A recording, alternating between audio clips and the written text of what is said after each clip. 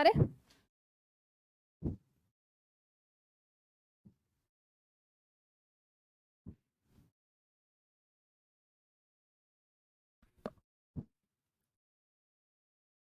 अभी go live तो नहीं हुआ ना? क्या?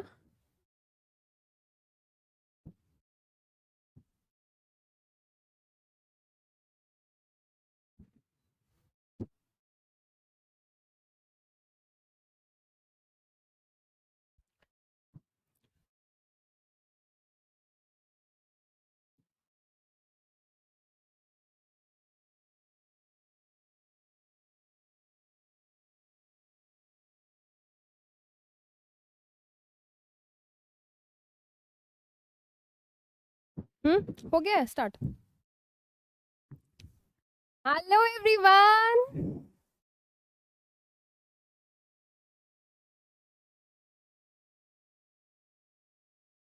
हाय, हेलो एवरीवन। तो बेटा पहले फटाफट से एक बार मुझे कंफर्मेशन दे दो, क्या मेरी आवाज आप सभी बच्चों को क्लियरली आ रही है या नहीं? फटाफट से बेटा give me thumbs up in the comment section if my voice is clearly audible to everyone. आ रही है भाई? जल्दी बताओ, आवाज आ रही है मेरी ढंग से? Hello hello hello. Hi Piyush, Faizula, Himanshu, Yash, Harshita, Riya, Deepak, Lakshmi, Anjali, Sakshi, Lakshya, Lily, Ayushman, अरे यार नाम भाग गया ऊपर, Neha, Shaurya, Tarun, Ravi. Hi everyone. Okay चलो, बढ़िया बढ़िया बढ़िया बढ़िया बढ़िया। चलो स्टार्ट करें फिर आज की क्लास। फटाफट से मुझे बताओ, स्टार्ट करें आज की क्लास। अच्छा, सबसे पहले मुझे ये बताओ, अभी तक जो हमने पढ़ा है याद है? जो भी अभी तक हमने पढ़ा है आपको वो सब याद है बेटा? चैप्टर स्टार्ट किया था हमने, लाइफ प्रोसेस हमने डिस्कशन किया था। मैंने कहा था 4 लाइफ प्रोसेसेस हम पढ़ने वाले हैं: nutrition, respiration, transportation of substances and जल्दी बताओ एक्सक्रीशन। ठीक है, अब न्यूट्रिशन वाला जो पार्ट था बेटा वो हो गया है finish. Now today we will be starting with the another life process that is respiration. ठीक है, तो न्यूट्रिशन हमने बहुत अच्छे से समझ लिया कि हर ऑर्गेनिज्म को फूड की जरूरत है, हर ऑर्गेनिज्म को फूड की जरूरत है। अब वो कैसे उस फूड को बनाता है या कैसे लेता है किसी से, और लेने के बाद अगर हम ह्यूमंस की बात करें तो कैसे उसको यूटिलाइज करता है। जब वो फूड उसकी बॉडी के अंदर जाता है, नो साउंड, अरे अरे अरे ऐसे कैसे? आवाज तो आ रही है, आवाज तो आ रही है। आवाज जरा प्लीज एक बार कंफर्म करो बेटा, 1 सेकेंड दो बेटा। बिल्कुल आवाज सही आ रही है, बिल्कुल आवाज सही आ रही है। हाँ जी, चलो। तो मैंने क्या कहा? मैंने कहा हर ऑर्गेनिज्म को फूड की जरूरत है। वो फूड या तो खुद बनाएगा, फोटोसिंथेसिस करेगा, या फिर वो दूसरों से लेगा, या तो वो सेप्रोफिटिक न्यूट्रिशन शो करेगा, या पैरासिटिक या होलोजोइक। होलोजोइक न्यूट्रिशन को बेटा हमने अच्छे से समझा अमीबा के केस में, पैरामीशियम के केस में, इवन ह्यूमंस के केस में। ह्यूमंस के केस में बेटा हमने समझा सबसे पहले ऑर्गेनिज्म इंजेक्शन करता है, खाने को खाता है, खाना उसकी बॉडी के अंदर जाता है, डाइजेशन होती है, डाइजेशन होने के बाद खाना उसकी बॉडी के अंदर एब्जॉर्ब होता है स्मॉल इंटेस्टाइन के अंदर। एब्जॉर्प्शन के बाद बेटा क्या होगा? अब उस फूड को यूज भी तो करना है। उस फूड से एनर्जी कैसे मिलती है? हमने स्टार्टिंग में ये बात बोली थी कि फूड को हम इसलिए खाते हैं बिकॉज फूड से एनर्जी मिलती है। तो वो एनर्जी कैसे मिलती है, वो एनर्जी कैसे बनती है, ये आज हम समझने वाले हैं, है ना। एंड जो भी फूड डाइजेस्ट नहीं होता, जो भी फूड एब्जॉर्ब नहीं होता, वो हमारी बॉडी निकाल देती है वाया रेक्टम और एनएस की मदद से बेटा वो फूड हमारी बॉडी से बाहर निकल जाता है ना। तो ये चीज हमने लास्ट क्लास में कर ली थी डिस्कस। आज की क्लास में क्या है खास? आज की क्लास में हम क्या करने वाले हैं?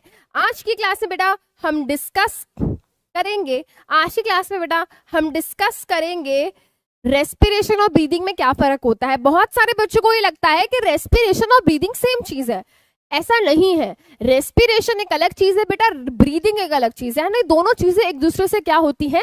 रिलेटेड होती हैं।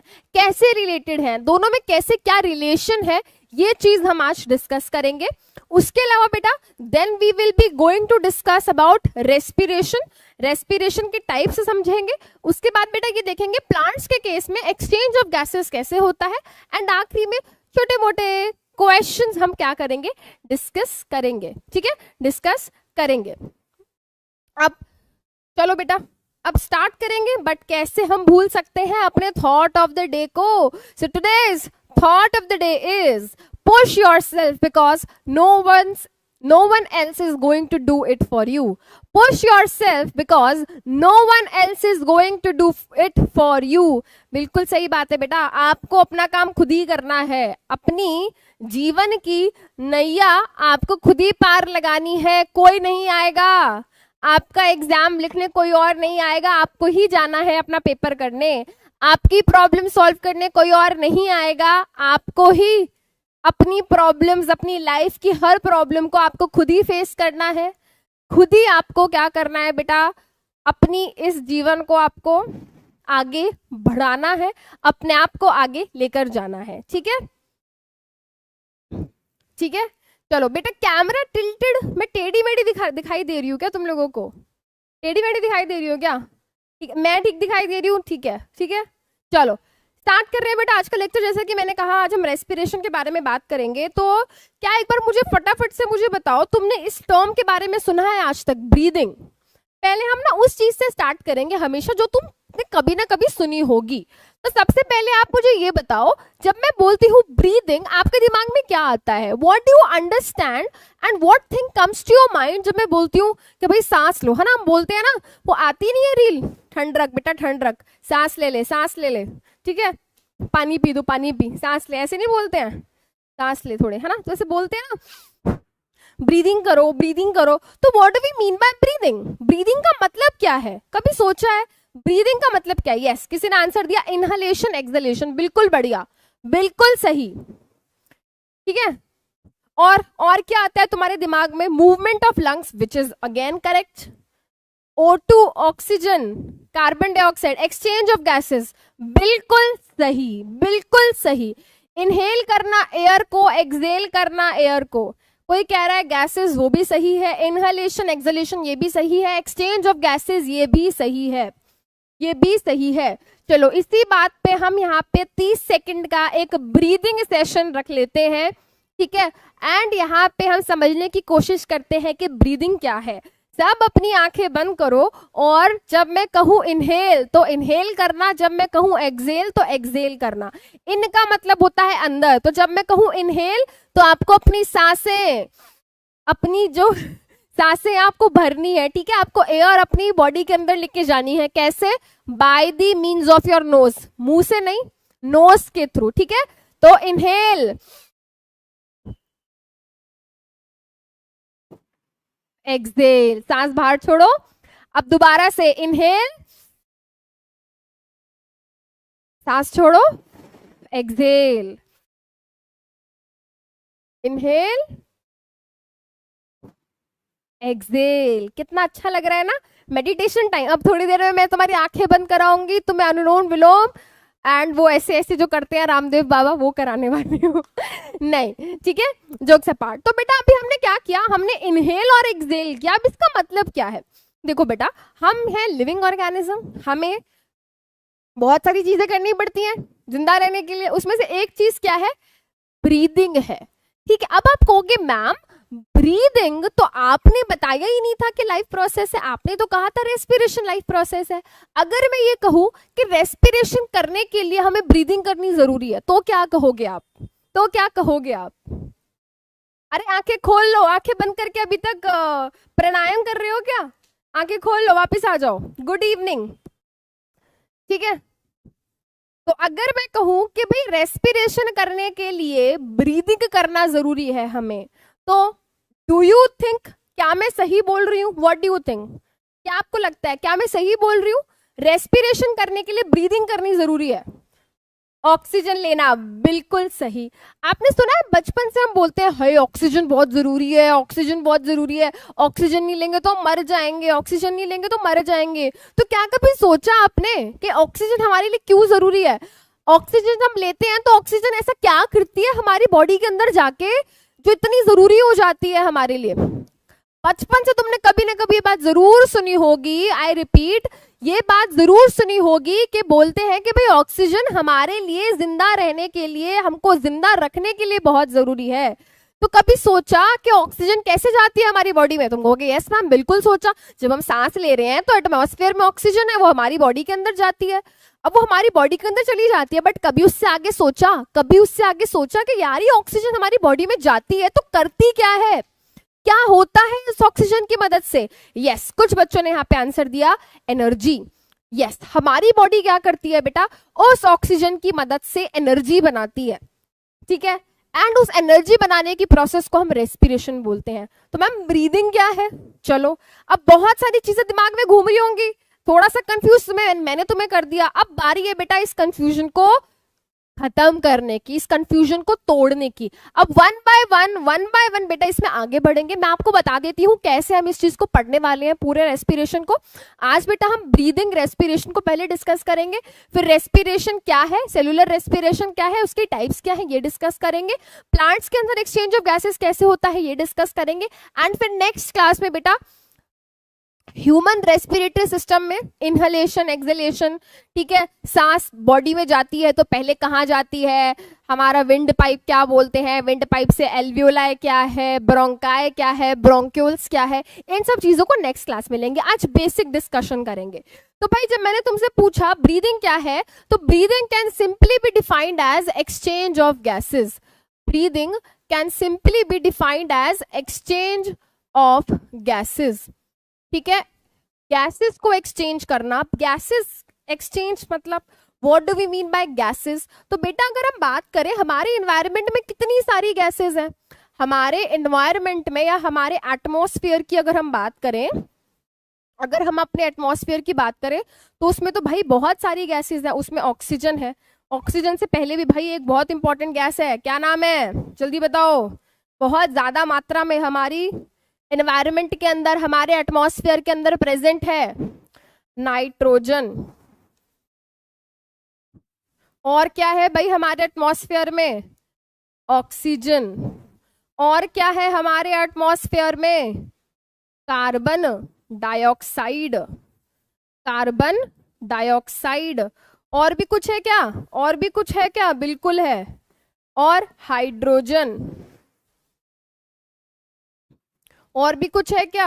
हाँ जी भाई, helium and so on etcetera लिख देते हैं यहाँ पे, ठीक है। तो अब एक और क्वेश्चन पूछेंगी मैम एक क्वेश्चन पूछेंगी, भाई जब तुम सांस ले रहे हो, जब तुम सांस ले रहे हो जरा सोचना इस चीज को बेटा, थोड़ा सा दिमाग लगाओ। जब तुम सांस ले रहे हो तो भाई तुम्हारे एटमॉस्फेयर में जो भी है तुम सब इनहेल कर रहे हो, ठीक है, तुम सब इनहेल कर रहे हो। तुम्हारे एटमॉस्फेयर में oxygen, nitrogen, hydrogen, carbon dioxide, pollution, yes pollution, जो भी चीजें बेटा वो सब तुम्हारी बॉडी क्या करती है? इनहेल करती है, ठीक है। तो एक्सचेंज ऑफ गैसेस की जब हम बात करते हैं बेटा, तो जब हमने सांस ली तो बेटा जो भी कुछ है, जो भी कुछ है मेरे एनवायरनमेंट में, मेरे एटमॉस्फेयर में गैसियस फॉर्म में, वो सब मेरी बॉडी के अंदर जाता है। नाइट्रोजन भी जाती है, ऑक्सीजन भी जाती है, कार्बन डाइऑक्साइड भी जाती है।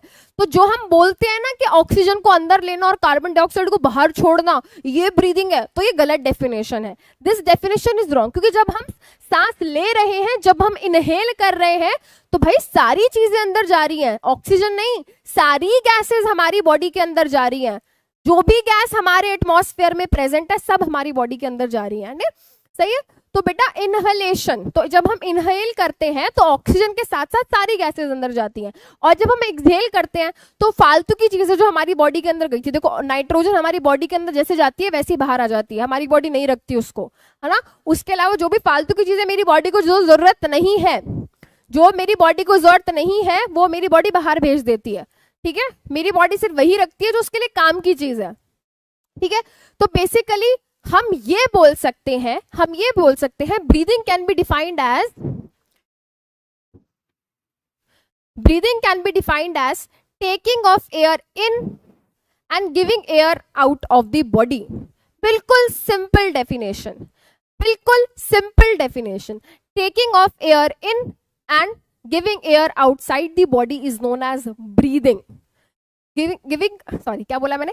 Taking air inside the body and giving air outside और releasing air outside the body with the help of nose and mouth is known as breathing. अब ब्रीदिंग को और आगे धीरे धीरे धीरे और आगे डिस्कस करेंगे.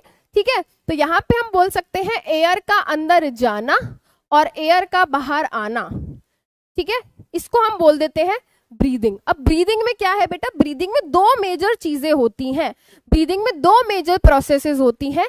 पहली क्या है? इनहलेशन, इनहलेशन, और दूसरी है एक्सलेशन. भाई हवा अंदर लेना और हवा बाहर छोड़ना, ये हो गया एक्सलेशन.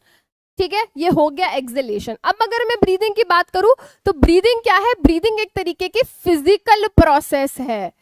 ये एक तरीके की फिजिकल प्रोसेस है.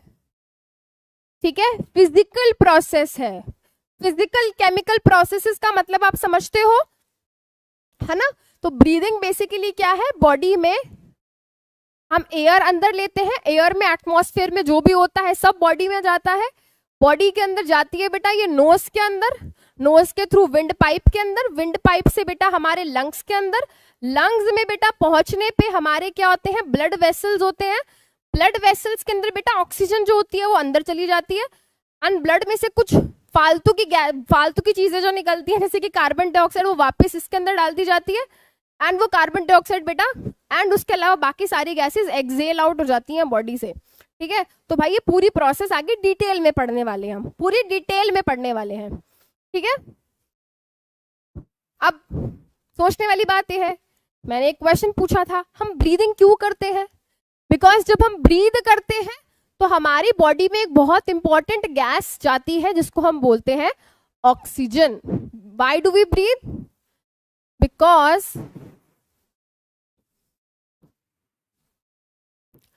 because our body need oxygen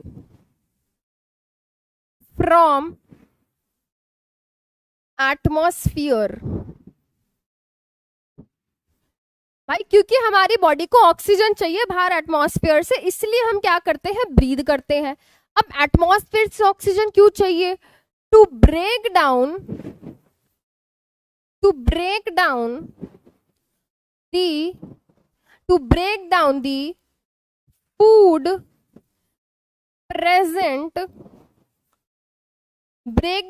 food present inside the cell.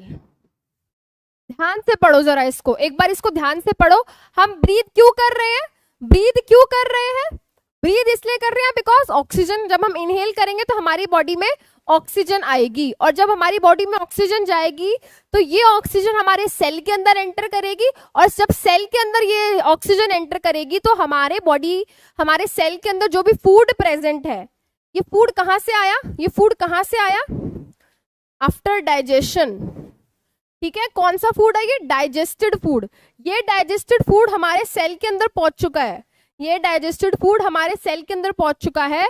अब इस फूड को हमें और क्या करना है? फर्दर ब्रेक डाउन करना है. अब जब इस फूड को हम फर्दर ब्रेक डाउन करेंगे तो एनर्जी बनानी है. एनर्जी बनाने के लिए फूड को तोड़ना पड़ेगा. अब फूड को तोड़ने के लिए हमें ऑक्सीजन चाहिए, उस रिएक्शन को करने के लिए ऑक्सीजन चाहिए. ऑक्सीजन कैसे मिल रही है? इनहलेशन करके. इसीलिए इनहेल करना है, इसलिए ब्रीदिंग करनी जरूरी है. ठीक है, ब्रीदिंग करनी इसलिए जरूरी है. इसके अलावा ध्यान से इस पॉइंट को भी समझेंगे. यहाँ पे कहानी नहीं खत्म होती. अब जब फूड का ब्रेकडाउन होगा तो बहुत सारा क्या निकलेगा बेटा? इसमें बहुत सारा CO2 निकलेगा एज अ वेस्ट. जब ब्रीदिंग कर रहे हो, जब फूड को ब्रेक करेंगे सेल के अंदर, to break down the food present inside cell to form energy. भाई जब एनर्जी बनाएंगे हम फूड को तोड़ के ऑक्सीजन की मदद से, तो बहुत सारा CO2 निकलेगा एज वेस्ट. अब इस वेस्ट को क्या करना है? हमें रिमूव करना है. अब इस CO2 को हम क्या कर देते हैं बेटा, एक्सेल कर देते हैं, इसको हम एक्सेल कर देते हैं, बाहर निकाल देते हैं, ठीक है। तो इसलिए ब्रीदिंग करनी जरूरी है, यूजफुल ऑक्सीजन को अंदर लेने के लिए, और जो वेस्ट निकला है कार्बन डाइऑक्साइड की फॉर्म में, उसको बाहर निकालने के लिए। तो यहाँ पे हमें क्या करना पड़ता है, यहाँ पे हमें इनहलेशन करनी पड़ती है यूजफुल ऑक्सीजन लेने के लिए, और वेस्ट कार्बन डाइऑक्साइड को निकालने के लिए हमें एक्सेल करना पड़ता है, ठीक है। अब यहाँ पे कुछ बच्चे पूछ रहे हैं क्या सेल के अंदर, देखो बेटा ध्यान रखना, each and every cell do the process of breaking down of the food. अब इस पे आ रहे हैं, देखो नेक्स्ट यही स्लाइड है हमारी, रेस्पिरेशन, ठीक है। इसको बेटा रेस्पिरेशन के अलावा हम सेल्यूलर, अच्छी राइटिंग में लिखते हैं, है ना, अच्छी राइटिंग में लिखते हैं। ये तो तुम अब तक समझ चुके हो कि भाई समृद्धि मैम की राइटिंग है बहुत बुरी, समृद्धि मैम की राइटिंग बहुत बुरी है ना। चलो तो मैं गलत साबित कर देते हैं, बहुत अच्छी राइटिंग है मेरी, ठीक है, बस बोर्ड पे अच्छा नहीं लिखती मैं। रेस्पिरेशन, ठीक है बेटा, रेस्पिरेशन को हम सेल्यूलर रेस्पिरेशन भी बोलते हैं, ठीक है। हाँ जी, बहुत सारे बच्चे यहाँ पे माइटोकॉन्ड्रिया लिख रहे हैं, वो भी सही है, बहुत सारे बच्चे लिख रहे हैं साइटोप्लाज्म, वो भी सही है, पर दोनों बातें आधी आधी सही हैं। बच्चे लिख रहे हैं ma'am you are very pretty, thank you. किसी भी लड़की को बोलो, तुम किसी भी लड़की को बोलो, चाहे छोटी सी बच्ची को बोलो you are very pretty, she will be very happy. किसी टीनेज लड़की को बोलो you are very pretty, she will be happy. अपनी मम्मी को बोलो you are very pretty, she will be happy. यार किसी भी लड़की को बोलो you are very pretty, she will be happy to listen that, है ना। चलो सेल एटीपी, हाँ जी लिखो लिखो लिखो लिखो, पाइरुवेट, हाँ बिल्कुल सही, ग्लाइकोलिसिस, क्रेब्स साइकिल, हाँ बढ़िया बढ़िया बढ़िया। क्लोरो नहीं बेटा, क्लोरोप्लास्ट के अंदर नहीं, क्लोरोप्लास्ट के अंदर रेस्पिरेशन की प्रोसेस नहीं होती। सेलुलर मतलब बताते हैं, लिखो लिखो क्या क्या आ रहा है तुम्हारे दिमाग में, वही मैं देखना चाह रही हूँ। माइटोकॉन्ड्रिया है सेल, बाकी गैसेस, हाँ जी बाकी गैसेस भी निकलती हैं बेटा। जब एक्सेल करते हैं तो कार्बन डाइऑक्साइड के साथ वो जो फालतू की गैसेस हमारी बॉडी को जरूरत नहीं थी वो वापस बाहर चली जाती हैं, लंग्स में आई, हमारे लंग्स ने वो गैसेस ब्लड के अंदर नहीं भेजे क्योंकि बॉडी को जरूरत नहीं थी, बॉडी ने वापस वो नाइट्रोजन, वो हीलियम, हाइड्रोजन, वो सब वापस बाहर निकाल दी दोबारा से, ठीक है। तो बेटा तुमने बहुत सारी चीजें यहाँ पे लिख दी हैं, बहुत सारी चीजें हम डिस्कस करेंगे वन बाय वन। अब ध्यान से सुनो, वन बाय वन अब ध्यान से सुनो। तुमने ब्रीदिंग करी, तुमने सांस लिया, जब तुमने सांस लिया यानी कि एयर तुम्हारी बॉडी के अंदर गई, एयर तुम्हारी बॉडी के अंदर गई, उस एयर के अंदर ऑक्सीजन, हमारी काम की जो चीज है उस पर हम ध्यान देंगे। अब ऑक्सीजन तुम्हारी बॉडी के अंदर गई, अब बॉडी के अंदर जाके ऑक्सीजन कहाँ पहुंचती है, सबसे पहले ये सुनो, ऑक्सीजन तुम्हारे लंग्स के अंदर जाती है, ध्यान से सुनना। जब तुमने सांस ली, तुमने इनहेल किया, ऑक्सीजन तुम्हारे लंग्स के अंदर गई, ऑक्सीजन बेटा तुम्हारे लंग्स में से तुम्हारे ब्लड के अंदर घुसती है, ऑक्सीजन तुम्हारे ब्लड के अंदर घुसती है, ऑक्सीजन तुम्हारे ब्लड के अंदर गई। अब ब्लड क्या करता है बेटा, ब्लड हमारी पूरी बॉडी पे घूमता है, ब्लड हमारी बेटा सर से लेके पैर के हर सेल तक क्या करता है बेटा, पहुंचाता है। मतलब ब्लड क्या है, हमारे बॉडी के हर पार्ट में क्या कर रहा है बेटा, घूम रहा है।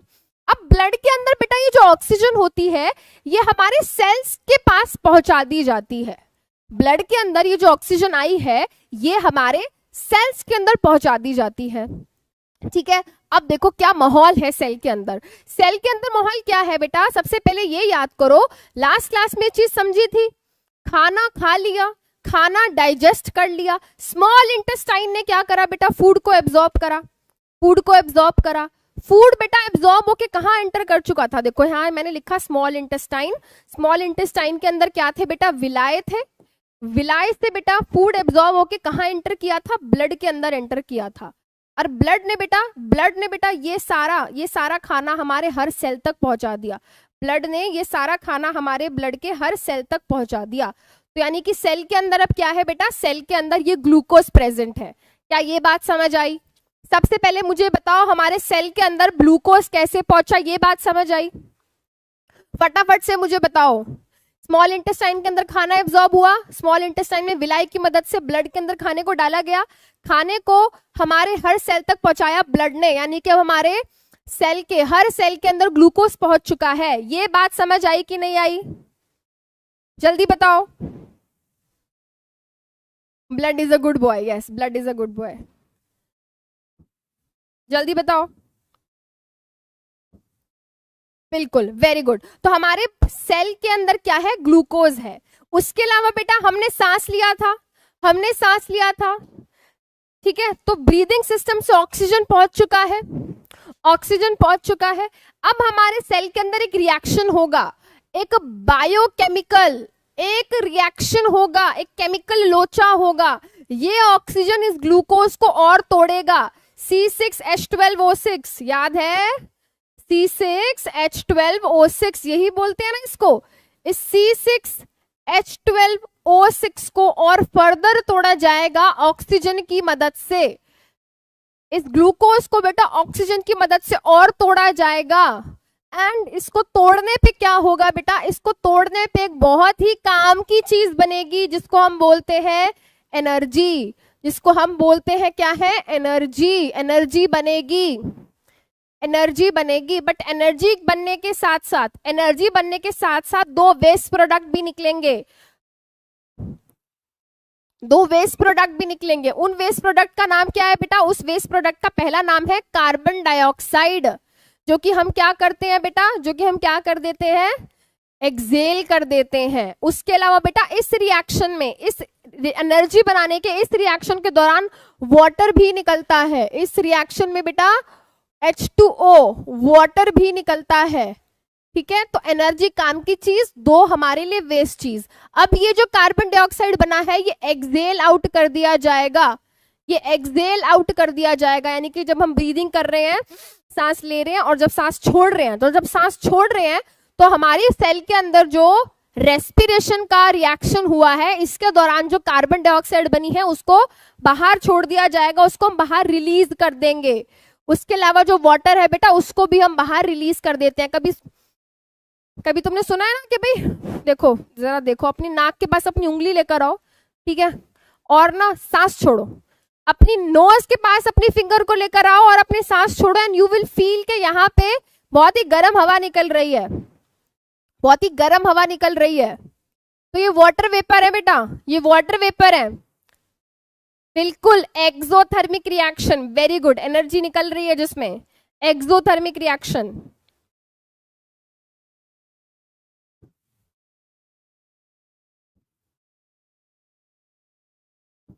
जल्दी बताओ, निकल रही है गर्म हवा। तो बेसिकली ये क्या है? गर्म हवा, वाटर वेपर है, जो कि इस रेस्पिरेशन के दौरान क्या हुए हैं बेटा? निकले हैं, ठीक है, वेपर की फॉर्म में। यस, वाटर वेपर की फॉर्म में। ऐसे पानी नहीं टपकता नाक से, कहीं तुम सोचो क्या भाई प्यास लग रही है, क्या करते हैं? रेस्पिरेशन करते हैं, पानी निकलेगा नाक से, उसको पी लेंगे। नहीं, वाटर वेपर की फॉर्म में वाटर निकलता है। तो सबसे पहले ध्यान से सुनो, रेस्पिरेशन क्या है। मैं दोबारा रिपीट कर रही हूँ, ठीक है, यहाँ पे मैं लिख देती हूँ रेस्पिरेशन के बारे में। सबसे पहले तो क्या है भाई? ये एक बायोकेमिकल प्रोसेस है, यहाँ लिख देते हैं। क्या है भाई? ये एक तरीके का बायोकेमिकल प्रोसेस है, ठीक है, occurs inside the cell. Cell कौन से? Cell of all organisms. जितने भी ऑर्गेनिजम्स होते हैं बेटा, उनके सभी सेल्स के अंदर होता है, चाहे वो यूकैरियोटिक हो, चाहे वो प्रोकैरियोटिक हो,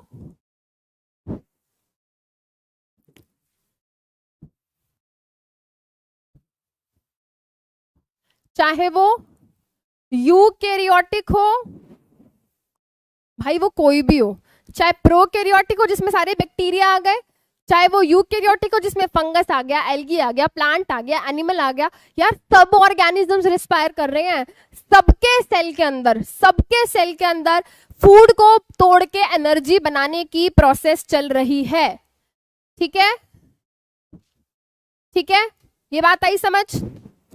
तो रेस्पिरेशन क्या है? रेस्पिरेशन एक बायोकेमिकल प्रोसेस है। केमिकल मतलब एक केमिकल रिएक्शन होता है जिसमें, ठीक है, अब ये केमिकल रिएक्शन सेल के अंदर होता है, इसीलिए इस प्रोसेस को हम सेल्यूलर रेस्पिरेशन भी बोलते हैं। इसीलिए इस प्रोसेस को हम सेल्यूलर रेस्पिरेशन भी बोलते हैं, ठीक है। सारे सेल्स के अंदर हो रही है। इसके अलावा अगर मैं बात करूं रेस्पिरेशन की, तो इसमें क्या होता है बेटा? either occurs in presence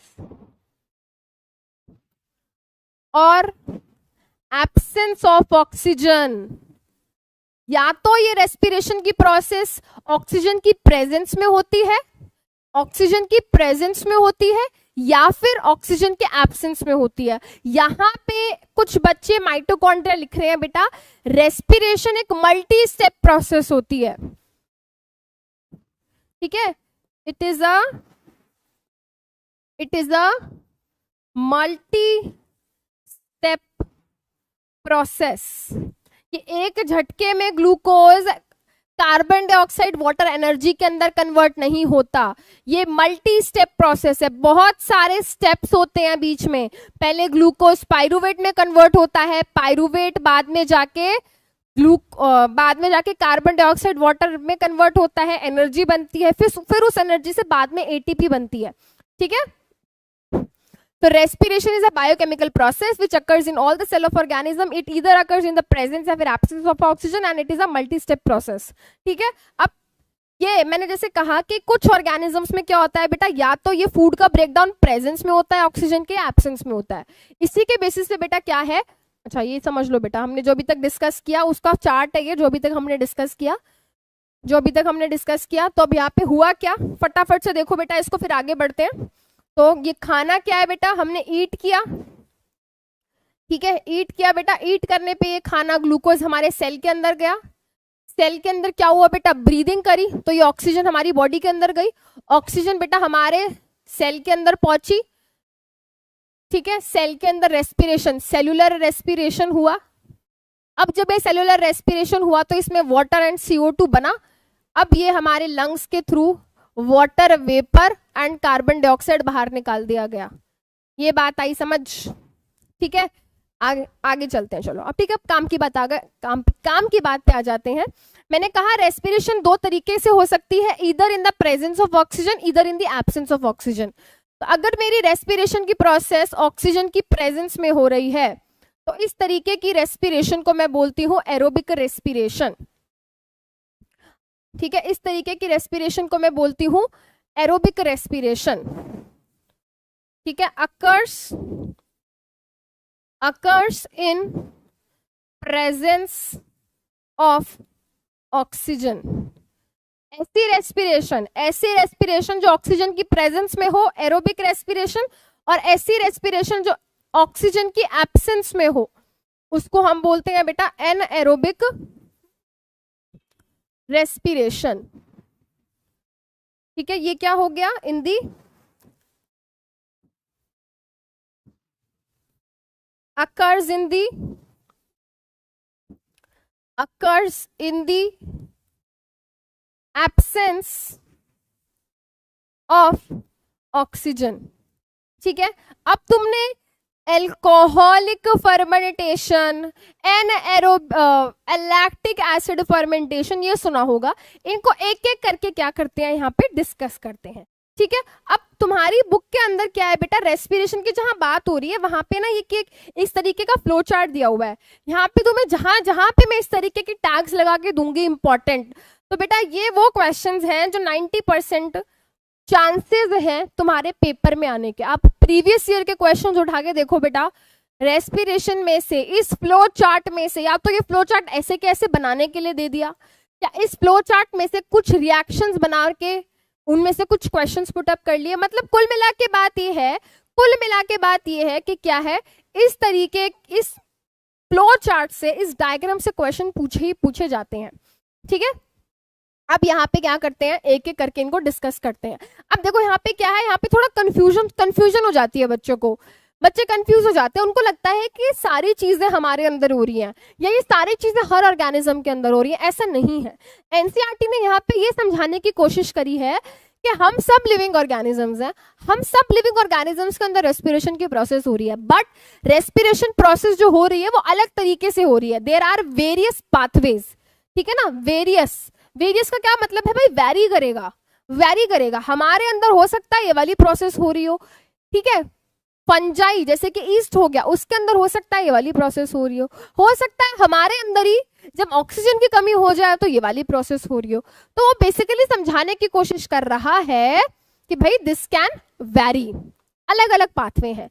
अब पाथवे चाहे कुछ भी हो, किसी में भी हो, जो पहला स्टेप होता है ना बेटा रेस्पिरेशन का, मैंने क्या कहा, मैंने कहा जो रेस्पिरेशन है वो एक मल्टी स्टेप प्रोसेस है। बहुत सारे स्टेप्स में क्या होती है, पूरी होती है, ठीक है, बहुत सारे स्टेप्स में पूरी होती है। अब वो क्या है, सबसे पहला स्टेप क्या है बेटा, सबसे पहला स्टेप हमारे सेल के अंदर क्या है बेटा, ग्लूकोज प्रेजेंट है। अगर मैं ग्लूकोज की बात करूं वो एक 6 कार्बन मॉलिक्यूल है। तो सबसे पहले बेटा कोई भी लिविंग ऑर्गेनिज्म हो, चाहे वो ह्यूमन हो, चाहे वो प्लांट्स हो, चाहे वो दूसरे एनिमल्स हो, चाहे वो फंजाई हो, चाहे वो बैक्टीरिया हो बेटा, अगर उनके सेल के अंदर ग्लूकोज है तो वो सभी के सभी लिविंग ऑर्गेनिज्म, सभी के सभी बेटा वो लिविंग ऑर्गेनिज्म इस ग्लूकोज को कन्वर्ट करते हैं पाइरूवेट के अंदर, ठीक है, ग्लूकोज को कन्वर्ट करते हैं पाइरूवेट के अंदर। अब ये क्या है, आओ समझने की कोशिश करते हैं। तो देखो बेटा क्या है, ग्लूकोज होता है, ग्लूकोज क्या होता है बेटा, ग्लूकोज होता है C6H12O6, ठीक है। सेल के अंदर ये ग्लूकोज प्रेजेंट है। इस ग्लूकोज को बेटा सबसे पहले तोड़ के कन्वर्ट कर दिया जाता है, इस ग्लूकोज को तोड़ के सबसे पहले कन्वर्ट कर दिया जाता है पाइरूवेट के अंदर। अब ध्यान से सुनना,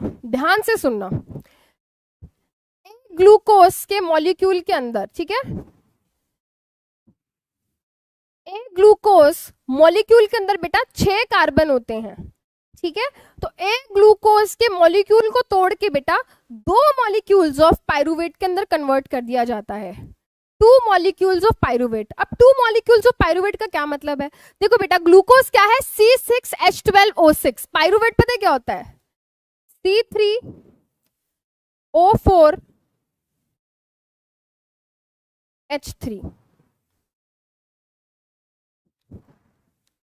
ठीक है। ये होता है हमारा पाइरूवेट, ये होता है हमारा पाइरूवेट। जैसे ग्लूकोज क्या है बेटा, जैसे ग्लूकोज एक शुगर है, वैसे ही पाइरूवेट भी क्या है, बेटा, पाइरूवेट भी एक शुगर है जिसका केमिकल फॉर्मूला होता है C3H4O3, C3H4O3। सबसे पहले ये समझो होता क्या है बेटा, सेल के अंदर क्या था, हमारे पास एक मॉलिक्यूल था ग्लूकोज का जिसके अंदर 6 कार्बन थे। हमने क्या करा, इस मॉलिक्यूल को तोड़ के 3 कार्बन वाले, इसके अंदर एक मॉलिक्यूल के अंदर बेटा 6 कार्बन है, इसके एक मॉलिक्यूल के अंदर 3 है, तो हमने 6 वाले को 3 कार्बन वाले में क्या कर दिया, कन्वर्ट कर दिया। तो एक ग्लूकोज मॉलिक्यूल को तोड़ के 2 पाइरूवेट के अंदर कन्वर्ट कर देते हैं। कोई भी लिविंग ऑर्गेनिज्म हो, सबके सब सबसे पहले यही करते हैं, क्या करते हैं, ग्लूकोज को तोड़ के कन्वर्ट कर देते हैं किसके अंदर, पाइरूवेट के अंदर। पाइरूवेट क्या है, पाइरूवेट एक 3 कार्बन मॉलिक्यूल है, यहाँ पे देखो लिखा हुआ है ना, यहाँ पे लिखा हुआ है ग्लूकोज 6 कार्बन मॉलिक्यूल है, पाइरूवेट 3 कार्बन मॉलिक्यूल है। अब ये जो प्रोसेस होती है conversion of glucose into 2 molecules of pyruvate, ये जो प्रोसेस होती है बेटा ये कहाँ होती है, देखो कहाँ होती है, साइटोप्लाज्म के अंदर। और इस प्रोसेस का एक नाम है, इस प्रोसेस का नाम क्या है, ग्लाइकोलिसिस, ठीक है। एनसीईआरटी के अंदर ये नाम नहीं दिया हुआ, 12th क्लास में बेटा हम इस ग्लाइकोलिसिस की प्रोसेस को बहुत ही डिटेल में पढ़ते हैं।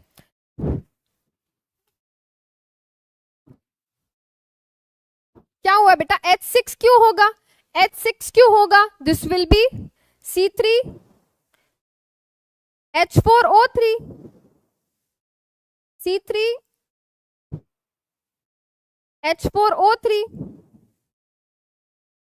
चेक कर लेते हैं।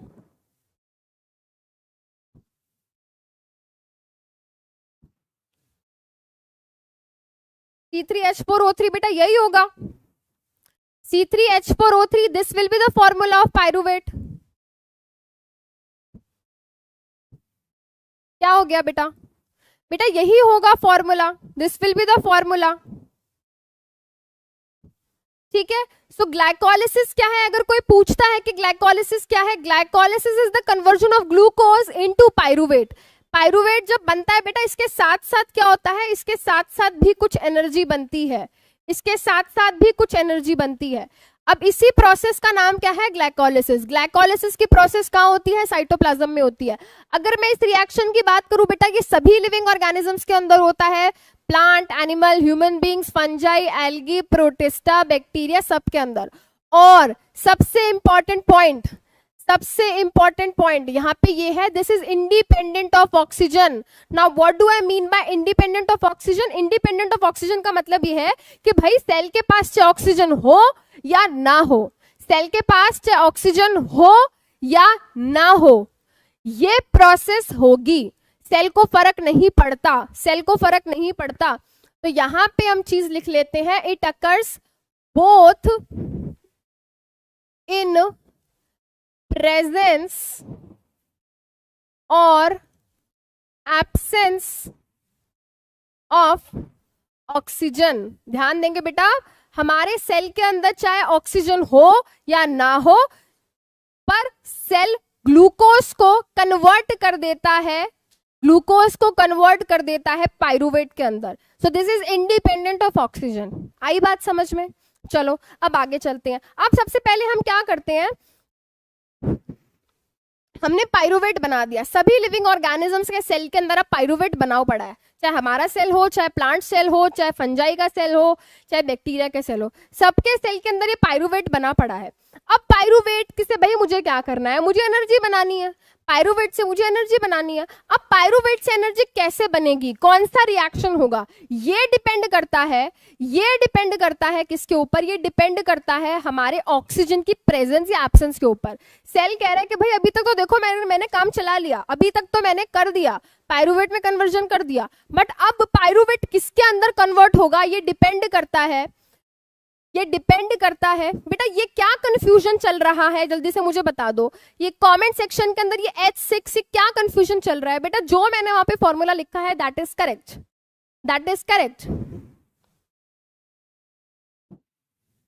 बेटा यहाँ पे हम इक्वेशन बैलेंस नहीं करने बैठे हैं, बेटा यहाँ पे हम इक्वेशन बैलेंस नहीं करने बैठे हैं, इक्वेशन बेटा हम यहाँ पे बैलेंस नहीं करने बैठे, मैं आपको जस्ट केमिकल फॉर्मूला बता रही हूँ सब्सटेंस का।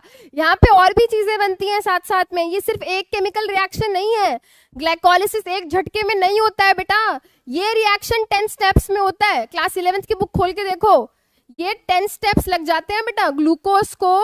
ग्लूकोज को पायरुवेट करने में 10 रिएक्शंस होते हैं, 10 रिएक्शंस के बाद जाके कहीं ये पायरुवेट बनता है। यहाँ पे आपको समझाने के लिए बस एक चीज बताई गई है कि भाई 6 कार्बन वाले ग्लूकोज को 3 कार्बन वाले 2 मॉलिक्यूल्स पायरुवेट में कन्वर्ट कर दिया जाता है। इसमें कंफ्यूजन होने वाली कोई बात नहीं। अगर आप इससे कंफ्यूज हो रहे हो तो इसको छोड़ दो, आप सिर्फ इतना याद रखो कि भाई ग्लूकोज को कन्वर्ट कर दिया जाता है पायरुवेट के अंदर, ठीक है, इसको छोड़ दो, आप भूल जाओ, इसे छोड़ो। इसमें अगर आप कंफ्यूज हो रहे हो आपसे नहीं पूछेगा कोई, आप बस इतना याद रखो कि ग्लूकोज के अंदर 6 कार्बन होते हैं, पायरुवेट के अंदर 3 कार्बन होते हैं, ग्लूकोज को पायरुवेट के अंदर कन्वर्ट कर दिया जाता है। ये रिएक्शन साइटोप्लाज्म में होता है, सभी ऑर्गेनिजम्स में होता है, और इसको करने के लिए ऑक्सीजन प्रेजेंट हो या एब्सेंट हो इससे फर्क नहीं पड़ता।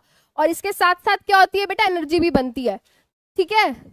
11th में बेटा ये चीज डिटेल में पढ़ी जाएगी, आप इसको रिएक्शन को मत देखो आप बेटा, इसको कन्वर्ट करने में 10 रिएक्शन लगते हैं, तब जाके आखिरी में पायरुवेट बनता है, ठीक है, तब जाके पायरुवेट बनता है। परेशान मत हो, आप सिर्फ इतना याद रखो, आप सिर्फ एनसीईआरटी के अलावा कुछ नहीं पूछेंगे, वो कार्बन के 6 कार्बन, ग्लूकोज के 6 कार्बन और पायरुवेट के 3 कार्बन। दुखी मत हुआ करो, थोड़ा दिमाग चलाया करो। अब मैंने क्या कहा, अब भाई सेल इस पाइरूवेट का क्या करेगा, ये डिपेंड करता है कि सेल के अंदर ऑक्सीजन है या नहीं है। अगर सेल के अंदर बेटा ऑक्सीजन होगी तो क्या करेगा सेल, ऑक्सीजन की प्रेजेंस में, प्लस का मतलब ऑक्सीजन की प्रेजेंस में एरोबिक रेस्पिरेशन करेगा। अगर मेरे सेल के अंदर बेटा ऑक्सीजन एब्सेंट होगी, माइनस का मतलब एब्सेंस, तो सेल एनोरोबिक रेस्पिरेशन करेगा। तो मान लो बेटा जैसे हम अपने ह्यूमंस की बात करते हैं, एरोबिक रेस्पिरेशन हो रही है यानी कि ऑक्सीजन की प्रेजेंस में हो रही है, तो क्या होता है हमारे सेल के अंदर, क्या होता है हमारे सेल के अंदर बेटा, क्या है हमारे सेल के अंदर ग्लूकोज है, हमारे सेल के अंदर ग्लूकोज है। ग्लूकोज के अंदर सबसे पहले क्या हुआ बेटा, साइटोप्लाज्म के अंदर एक रिएक्शन हुआ, ठीक है, साइटोप्लाज्म के अंदर ग्लाइकोलिसिस की प्रोसेस होगी और इस ग्लूकोज को कन्वर्ट कर दिया जाएगा पाइरूवेट के अंदर। अब क्योंकि मेरे सेल के अंदर बेटा ऑक्सीजन प्रेजेंट है तो ये पाइरूवेट बेटा भाग के एंटर कर जाएगा माइटोकॉन्ड्रिया के अंदर।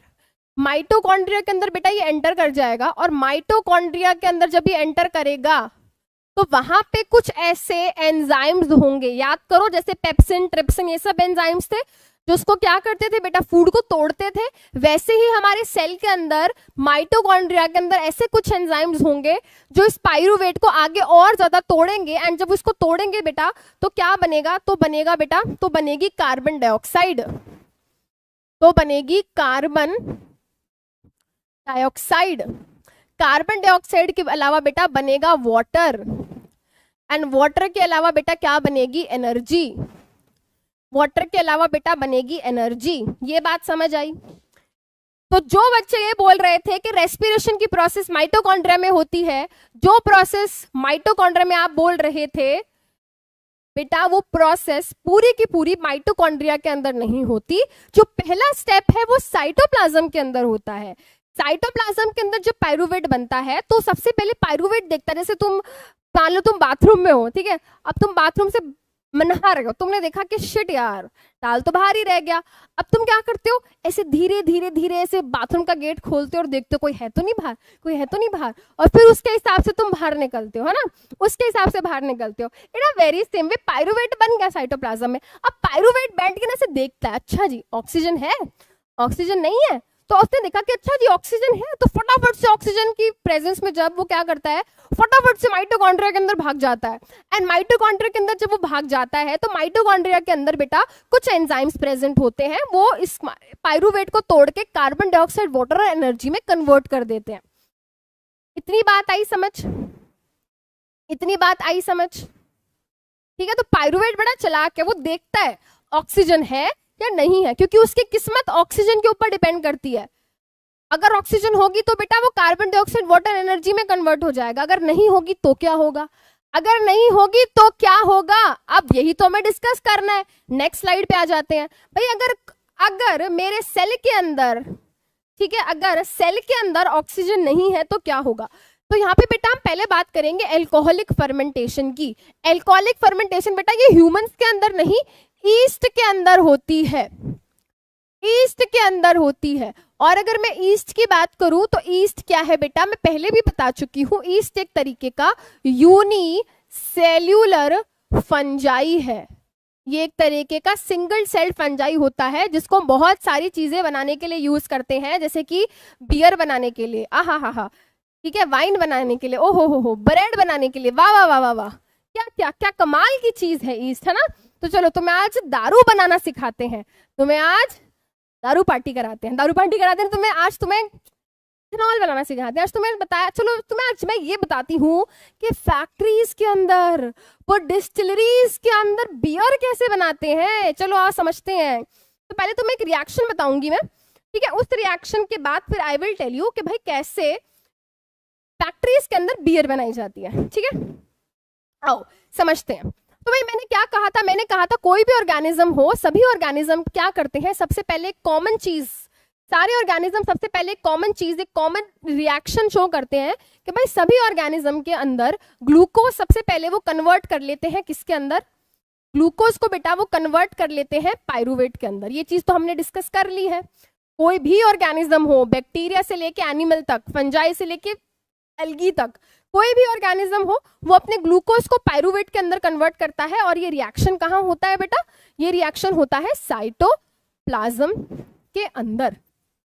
ठीक है, अब क्या हुआ? अब फंजाई जो है बेटा, जब फंजाई को जब ऑक्सीजन नहीं होती, फंजाई के सेल के अंदर, फंजाई क्या, ईस्ट देखो बेटा, ईस्ट कुछ ऐसा ऑर्गेनिज्म है, ठीक है, ये इसका न्यूक्लियस है, ये इसका साइटोप्लाज्म है, ये इसका माइटोकॉन्ड्रिया है, ये इसका गोल्जी है, ठीक है, ये इसका वैक्यूल है।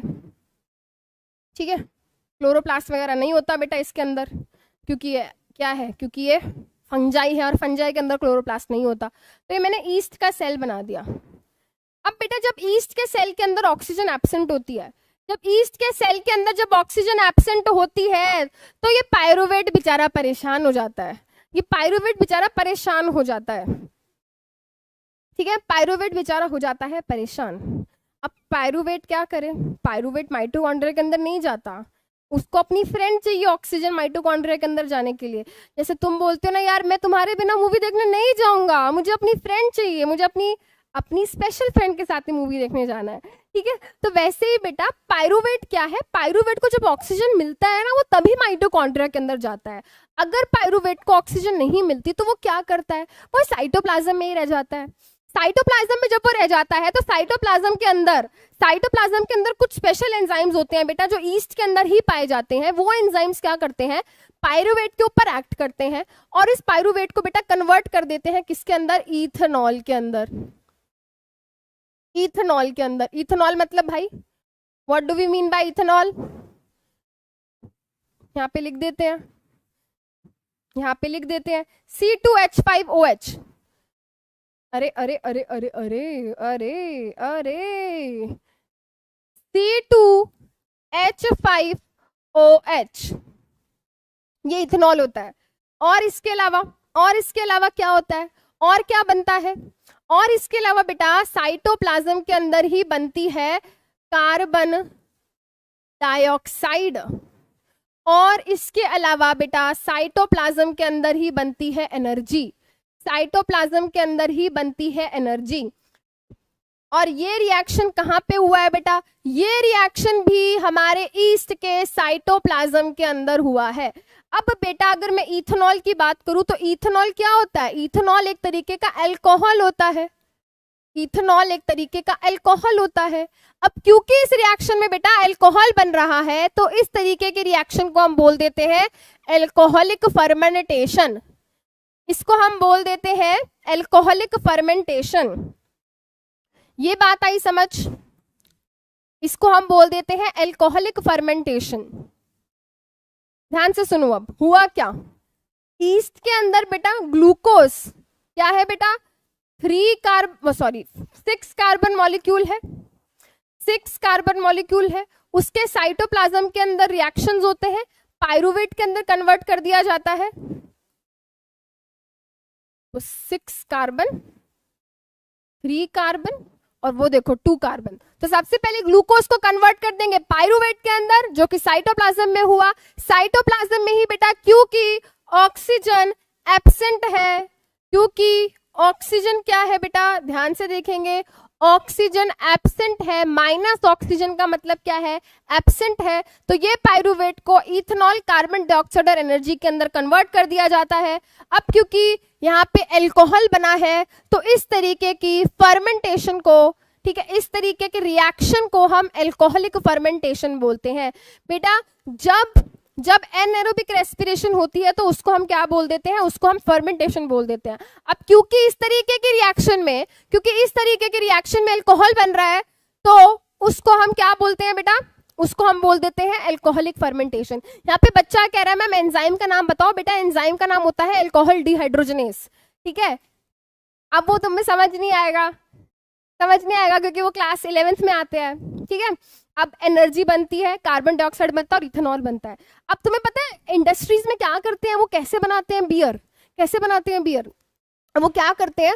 बहुत सारी शुगर लेते हैं, मतलब बहुत सारा शुगर, मतलब ग्लूकोज, माल्टोज, ये सब कार्बोहाइड्रेट्स लेते हैं, उनको बड़े बड़े बड़े बड़े कंटेनर्स में डालते हैं, उन बड़े बड़े कंटेनर्स के अंदर डालते हैं, फिर वो ईस्ट, बहुत सारी शुगर ली, मतलब बहुत सारा ग्लूकोज, माल्टोज ये सब लिया, उनको बड़े बड़े कंटेनर्स के अंदर डाला, बड़े बड़े कंटेनर्स के अंदर डाल के बहुत सारी ईस्ट डाली। अब ईस्ट की हो जाती है बल्ले बल्ले, क्योंकि ईस्ट को बहुत सारी शुगर चाहिए।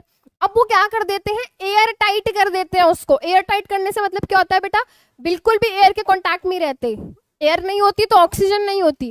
अब ऑक्सीजन जब नहीं मिलती ईस्ट को, तो ईस्ट क्या करता है बेटा, उस ग्लूकोज को, उस जितनी भी शुगर्स थी उनको कन्वर्ट कर देता है इथेनॉल के अंदर, ठीक है, इथेनॉल के अंदर। अब ये जो बियर पीते हैं बेटा, उसके अंदर वो जब बनती है ना, उसमें से वो जो कंटेनर के अंदर रिएक्शंस होते हैं, उस कंटेनर में बेटा इथेनॉल बनता है। उस इथेनॉल को निकाल लेते हैं, उस इथेनॉल को निकाल लेते हैं, फिर उसको क्या करते हैं बेटा, फिल्टर करते हैं, उसका डिस्टिलेशन वगैरह करते हैं, उसके अंदर थोड़ा सा फ्लेवर डालते हैं, थोड़ा फूल पत्तियों का, टेस्टी बनाने के लिए, फिर उनको बियर बॉटल्स के अंदर पैक करके पार्टी शार्टी करते हैं, जो कि तुम्हें नहीं करनी है, तुम अच्छे बच्चे हो, ठीक है। अब आपने कभी मूवीज वगैरह में देखा होगा, जब वो बियर ऐसे डालते हैं, देखा उसमें से ऐसे छोटे छोटे छोटे बबल्स निकल रहे होते हैं, तो एक्चुअली बेटा वो एक्चुअली क्या है, वो बबल्स कार्बन डाइऑक्साइड के निकल रहे हैं, बिकॉज ईस्ट ने जब वो रिएक्शन किया, जब ईस्ट ने वो रिएक्शन किया तो CO2 बनाया, ठीक है। वैसे ही बेटा इसी रिएक्शन की मदद से बेटा बियर, वाइन, ब्रेड भी बनाया जाता है इंडस्ट्रीज में, ठीक है, समझ लीजिए बात।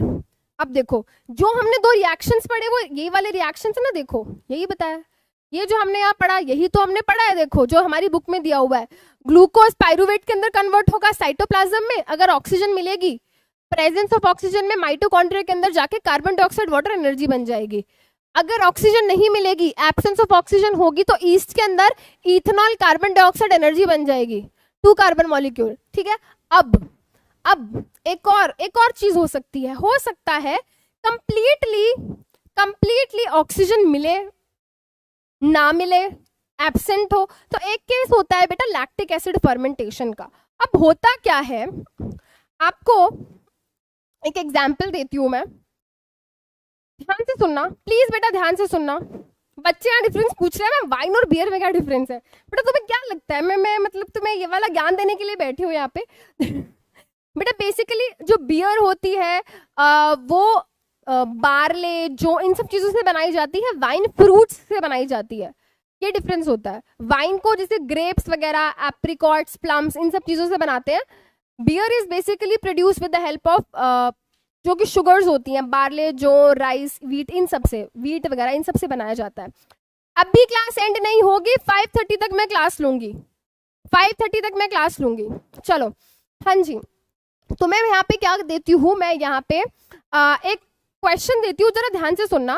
सोचो बेटा तुम क्या कर रहे हो, तुम रनिंग कर रहे हो, ठीक है, तुम स्कूल में लेट पहुंचे, तुम्हारे टीचर ने कहा तुम लेट आए हो, आज तुम्हें ग्राउंड के लगाने हैं 10 राउंड्स, तुम भाग रहे हो, ठीक है, 1 राउंड 2 राउंड हो गया, अब तुम्हारा सांस भांपने लगा है, तुम्हारी बॉडी ऑटोमेटिकली तुम जोर से सांस लेने लगे, है ना, तुम जोर से सांस लेने लगे। तो कभी सोचा है कि जब हम ऐसे भाग रहे होते हैं तो हम ऑटोमेटिकली इतना जोर से सांस क्यों ले रहे होते हैं? तुम्हारी बॉडी एक्चुअली क्या कर रही होती है, तुम्हें बोल रही होती है यार सांस ले ले प्लीज बेटा सांस ले ले, तुम्हारी बॉडी तुम्हें ऐसे बोल रही होती है, बट क्यों तुम्हारी बॉडी ऐसे तुम्हें क्यों बोल रही है? तुम्हारी बॉडी तुम्हें इसलिए ऐसे बोल रहा है बिकॉज तुम्हारी बॉडी को भागने के लिए एनर्जी चाहिए, है ना, दौड़ लगाने के लिए तुम्हारी बॉडी को एनर्जी चाहिए। अब वो एनर्जी कब बनेगी? जब तुम्हारे सेल के अंदर रेस्पिरेशन होगी। अब तुम्हारे सेल के अंदर रेस्पिरेशन कब होगी? जब तुम्हारी बॉडी के अंदर ऑक्सीजन जाएगी। अब तुम्हारी बॉडी के अंदर ऑक्सीजन कब जाएगी? जब तुम जोर से सांस लोगे। अब भागते तुम्हारी बॉडी इतना अच्छे से सांस नहीं ले पाती है, तो तुम्हारे सांस हाँफने लगते हैं। तुम्हारी बॉडी तुम्हें एक्चुअली याद दिला रही होती है भाई सांस ले ले, तो तुम्हें ज्यादा एनर्जी मिल सके, है ना, इसलिए तुम्हारी बॉडी उस टाइम जोर लगा के सांस ले रही होती है। कभी तुम जिम में गए होगे ना, या अभी जब तुम बड़े हो जाओगे तुम जाओगे, मैं अपना एक्सपीरियंस बताती हूँ। तो जब मैं वहाँ पे एक्सरसाइज करती थी, क्योंकि अब तो मैं करती नहीं हूँ, जब मैं पहले एक्सरसाइज करती थी तो वहाँ पे मेरा ट्रेनर मुझे बोलता था ब्रीद ब्रीद ब्रीद, सांस लो, ठीक है, वो बार बार ऐसे बोलता था। क्यों? क्योंकि उसे पता था कि भाई जब सांस लेते हैं तो ऑक्सीजन जाएगी बॉडी में, और जितनी ज्यादा जब ऑक्सीजन जाएगी बॉडी में तो उतना ज्यादा रेस्पिरेशन होगा, और जितना ज्यादा रेस्पिरेशन होगा उतनी ज्यादा मेरी बॉडी एनर्जी बनाएगी। सही बात है। अब होता क्या है, अब होता क्या है, जब हम बहुत ज्यादा विग्रस एक्सरसाइज कर लेते हैं, बहुत ज्यादा दौड़ लगा लेते हैं, बहुत ज्यादा रनिंग कर लेते हैं, या किसी दिन एकदम से बहुत ज्यादा डांस कर लेते हैं, तो क्या होता है बेटा, हमारी बॉडी की बहुत ज्यादा एनर्जी खर्च हो जाती है ना। बल्ले बल्ले डांस वांस किया, सब किया भाई, उसमें एनर्जी चली गई, बॉडी की एनर्जी चली गई। अब बॉडी क्या कर रही है, बॉडी चाह रही है भाई एनर्जी बने। बॉडी एनर्जी कैसे बनाएगी, जब उसे ऑक्सीजन मिलेगी। अब जब उसको इनफ अमाउंट में ऑक्सीजन नहीं मिल पाती, जब बेटा मेरी बॉडी को, मेरे सेल्स को इनफ अमाउंट में ऑक्सीजन नहीं मिल पाती, तो क्या होता है, ठीक है, वही होता है जो मंजूर खुदा होता है। ठीक है, चलो सुनते हैं। तो क्या हुआ बेटा, ग्लूकोज के अंदर सबसे पहले, सेल के अंदर बेटा सबसे पहले ग्लूकोज को कन्वर्ट करा पायरूवेट के अंदर। अब क्या हुआ बेटा, जब इस पायरूवेट को बेटा इनफ ऑक्सीजन नहीं मिल पाई, लैक ऑफ ऑक्सीजन, मतलब सेल के पास ऑक्सीजन तो पहुंच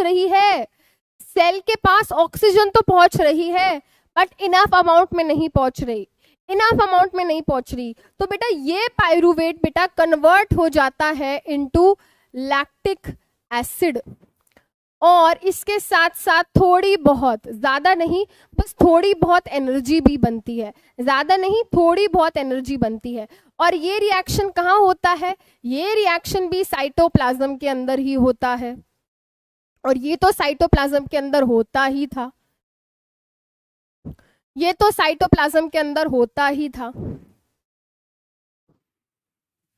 ठीक है, ये तो साइटोप्लाज्म के अंदर होता ही था।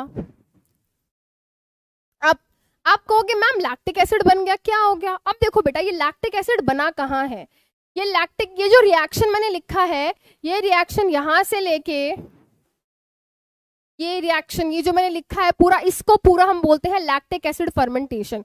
अब ये लैक्टिक एसिड फर्मेंटेशन बेटा होता है हमारी स्केलेटल मसल्स में, स्केलेटल मसल्स के अंदर। स्केलेटल मसल्स कौन सी होती हैं बेटा, स्केलेटल मसल्स हमारी इनवॉलेंट्री मसल्स होती हैं, ये हमारी इनवॉलेंट्री मसल्स होती हैं, इनको हम अपनी मर्जी से मूव कर सकते हैं। तो बेटा ये जो तुम डांस करते हो, ये तुम दौड़ लगाते हो, ठीक है, जो भी मतलब कर रहे हो यार, अपनी मर्जी से जो मूवमेंट कर रहे हो, ये सारी मूवमेंट तुम्हारी स्केलेटल मसल्स की वजह से पॉसिबल हो पा रही है, बिकॉज ये मसल्स हमारी बोन से अटैच्ड होती हैं, अटैच्ड टू बोन। तो बेटा अब देखो मैंने क्या कहा, मैंने कहा जब हमारी मसल्स को, जब हमारी स्केलेटल मसल्स है बेटा, क्या है, टिश्यूज है, मतलब सेल से मिलके बना होगा। जरा सोचो, दिमाग लगाओ एक बार शांत करो, क्लास 9th की बातें जरा अपनी दिमाग में आगे लेकर आओ और याद करो, मसल्स क्या होते हैं, मसल्स टिश्यूज होते हैं। टिश्यूज मतलब ग्रुप ऑफ सेल्स, यानी कि इन मसल्स के अंदर सेल होंगे, सेल मतलब उनके अंदर रेस्पिरेशन होगी, रेस्पिरेशन में मतलब ऑक्सीजन चाहिए। अगर मेरे स्केलेटल मसल के सेल्स को इनफ अमाउंट में ऑक्सीजन नहीं मिली, तो वो pyruvate carbon dioxide water energy बनाने की जगह दूसरा रूट पकड़ लेता है, और वो कहता है कि नहीं, कार्बन डाइऑक्साइड नहीं बनानी, मैं तो लैक्टिक एसिड बनाऊंगा। तो बेटा स्केलेटल मसल के सेल्स के अंदर बेटा जब इनफ अमाउंट में ऑक्सीजन नहीं पहुंच पाती, तो उसके साइटोप्लाज्म के अंदर एक रिएक्शन होता है, और उस रिएक्शन के अंत में बेटा लैक्टिक एसिड बनता है और एनर्जी बनती है। अब ये लैक्टिक एसिड क्या करता है बेटा, ये लैक्टिक एसिड एक्यूमुलेट हो जाता है, वहां पे बन जाता है, और ये मसल्स के अंदर क्रैम्प्स कॉज करता है। बेसिकली क्रैम्प्स क्या होते हैं बेटा, मसल्स का आपने पढ़ा है, मसल्स को आपने क्या पढ़ा है बेटा, मसल्स क्लास 9th में ये पढ़ा है, मसल्स कॉन्ट्रैक्ट रिलैक्स करती हैं। अब क्या होता है बेटा, लैक्टिक एसिड की वजह से हमारी मसल्स कॉन्ट्रैक्ट तो हो जाती है, रिलैक्स नहीं हो पाती। अब कोई चीज तुमने कॉन्टिन्यूअसली कॉन्ट्रैक्ट कर रखी है, वहां क्या होगा बेटा, वहां दर्द होने लग जाएगा, तो आपकी मसल्स में कॉन्ट्रैक्शन हो जाती है, वो रिलैक्स नहीं कर पाती, वो हर टाइम ऐसे कॉन्ट्रैक्ट रहती है, तो वहां पेन होने लग जाता है। तो ये जो मसल क्रैम्प्स होते हैं, ये बेसिकली क्या होते हैं बेटा, they are painful, these muscle cramps are painful. इन मसल क्रैम्प से क्या होता है बेटा? पेन होता है, they are painful. Muscle cramp से क्या होता है बेटा? पेन होता है। ये मसल क्रैम्प्स पेनफुल होते हैं, ठीक है, ये मसल क्रैम्प्स पेनफुल होते हैं, पेन होता है मसल्स में। ये बात आई समझ? अच्छा, सॉरी, मैंने इनवॉलेंट्री लिख दिया। अरे सॉरी, माफ कर दो माता जी, गलती हो गई, सॉरी। Thank you. हाँ जी, बिल्कुल सही, आप सही हो बेटा, आप बिल्कुल सही हो। मैंने वॉलेंट्री बोला था, मैंने इनवॉलेंट्री लिख दिया। I am really sorry. Skeletal muscles बेटा वॉलेंट्री होती हैं, माफ कर दीजिए, ठीक है, गलती हो गई। टीचर्स इंसान होते हैं, ठीक है, मेरी हाइट कम है मुझे पता है, ठीक है बेटा। पायरुवेट क्या है? देखो बेटा, जैसे ग्लूकोज एक मॉलिक्यूल है जिसमें कुछ कार्बन है, कुछ हाइड्रोजन है, कुछ ऑक्सीजन है, वैसे पायरुवेट भी एक मॉलिक्यूल है जिसमें कुछ नंबर ऑफ कार्बन है, कुछ हाइड्रोजन है, कुछ ऑक्सीजन है। बेटा ये ईस्ट सेल के अंदर नहीं हो रहा, ये हमारी मसल के सेल्स के अंदर हो रहा है, हमारी स्केलेटल मसल्स के सेल के अंदर हो रहा है। अब क्योंकि बेटा इस रिएक्शन के दौरान लैक्टिक एसिड बन रहा है, तो इसको हम लैक्टिक एसिड फर्मेंटेशन बोलते हैं, इसको हम लैक्टिक एसिड फर्मेंटेशन बोलते हैं। और लैक्टिक एसिड के अंदर भी बेटा 3 कार्बन प्रेजेंट होते हैं, लैक्टिक एसिड के अंदर बेटा 3 कार्बन प्रेजेंट होते हैं, ये 3 कार्बन मॉलिक्यूल होता है। अब बेटा वापस आ जाओ, देखो इस डायग्राम को देखो, इस डायग्राम को देखो। पायरुवेट को बेटा जब ऑक्सीजन नहीं मिलेगी, लैक ऑफ ऑक्सीजन हो जाएगा, तो हमारे मसल सेल्स के अंदर लैक्टिक एसिड और एनर्जी बनेगी, लैक्टिक एसिड और एनर्जी बनेगी, ठीक है। अब आपने देखा चाहे कुछ भी हो, चाहे ह्यूमंस के अंदर एरोबिक रेस्पिरेशन हो रहा हो जैसे माइटोकॉन्ड्रिया के अंदर था, या मसल सेल्स के अंदर हो रहा हो, चाहे लैक्टिक एसिड बन रहा हो, चाहे ईस्ट के अंदर हो रहा था, इथेनॉल बन रहा हो, सबके अंदर एक चीज कॉमन थी, सबके अंदर एक चीज कॉमन थी, यहाँ पे भी एनर्जी बन रही थी, यहाँ पे भी एनर्जी बन रही थी, और यहाँ पे भी एनर्जी बन रही थी। अब ये एनर्जी कैसे बनती है, क्या होता है, कैसे बनती है एनर्जी, अब ये समझने की यहाँ पे कोशिश करते हैं। अब एनर्जी कैसे बनती है ना, इसके लिए यहाँ पे हमारी एनसीईआरटी ने क्या दिया है, एक बॉक्स दिया हुआ है, ठीक है, जो कि बच्चों के लिए क्या होता है, थोड़ा सा क्या होता है बेटा, कंफ्यूजन क्रिएट करने वाली चीज होती है। बच्चे थोड़ा कंफ्यूज हो जाते हैं कि यार ये क्या है, ये एटीपी क्या है, सेल्यूलर एनर्जी क्या है, ये एडीपी क्या होता है। तो पहले ना आप यहाँ पे ये समझो कि एटीपी, एडीपी और एएमपी क्या है, ठीक है, एटीपी, एडीपी, एएमपी क्या है, ठीक है। अब यहाँ पे मैं एक चीज लिख रही हूँ, यहाँ पे बना रही हूँ, ठीक है, उसका proper diagram, this is not the proper diagram, because उसके लिए आपको पहले ये पता होना चाहिए न्यूक्लियोटाइड्स क्या होते हैं, ठीक है, न्यूक्लिक एसिड्स क्या होते हैं। बट यहाँ पे हम सिंपली एक चीज समझ सकते हैं कि हमारी बॉडी में एक मॉलिक्यूल होता है, हमारी बॉडी के अंदर एक मॉलिक्यूल होता है जिसको हम बोलते हैं एडिनोसाइन, ठीक है, हमारी बॉडी के अंदर एक मॉलिक्यूल होता है एडिनोसाइन, ठीक है, इसको मैं यहाँ पे ए के नाम से लिख देती हूँ, ठीक है, इसको मैं यहाँ पे ए के नाम से लिख देती हूँ। बेटा अगर इस एडिनोसाइन के साथ, ध्यान से सुनना, अगर इस एडिनोसाइन के साथ बेटा 3 फॉस्फेट जुड़े हुए हैं, 1 2 3, अगर इस एडिनोसाइन के साथ 3 फॉस्फेट जुड़े हुए हैं बेटा, तो उस मॉलिक्यूल को मैं बोलती हूं adenosine try phosphate, adenosine try phosphate. इतनी बात आई समझ? अगर मेरे एडिनोसाइन के साथ 3 फॉस्फेट जुड़े हुए हैं तो उसको हम बोलते हैं एटीपी, एडिनोसाइन ट्राइफॉस्फेट। अगर बेटा, ध्यान से सुनेंगे, अगर बेटा इस एडिनोसाइन के साथ 2 फॉस्फेट जुड़े हुए हैं, अगर इस एडिनोसाइन के साथ 2 फॉस्फेट जुड़े हुए हैं बेटा, तो इस मॉलिक्यूल को मैं नाम दूंगी एडिनोसाइन डाइफॉस्फेट। क्या ये बात हुई क्लियर?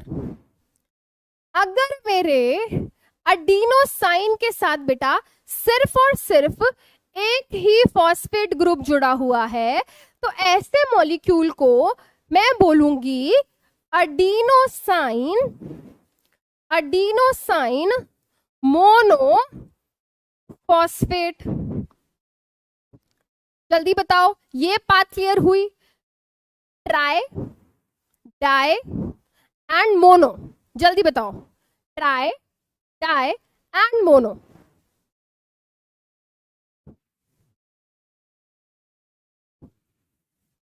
ये बात हुई क्लियर?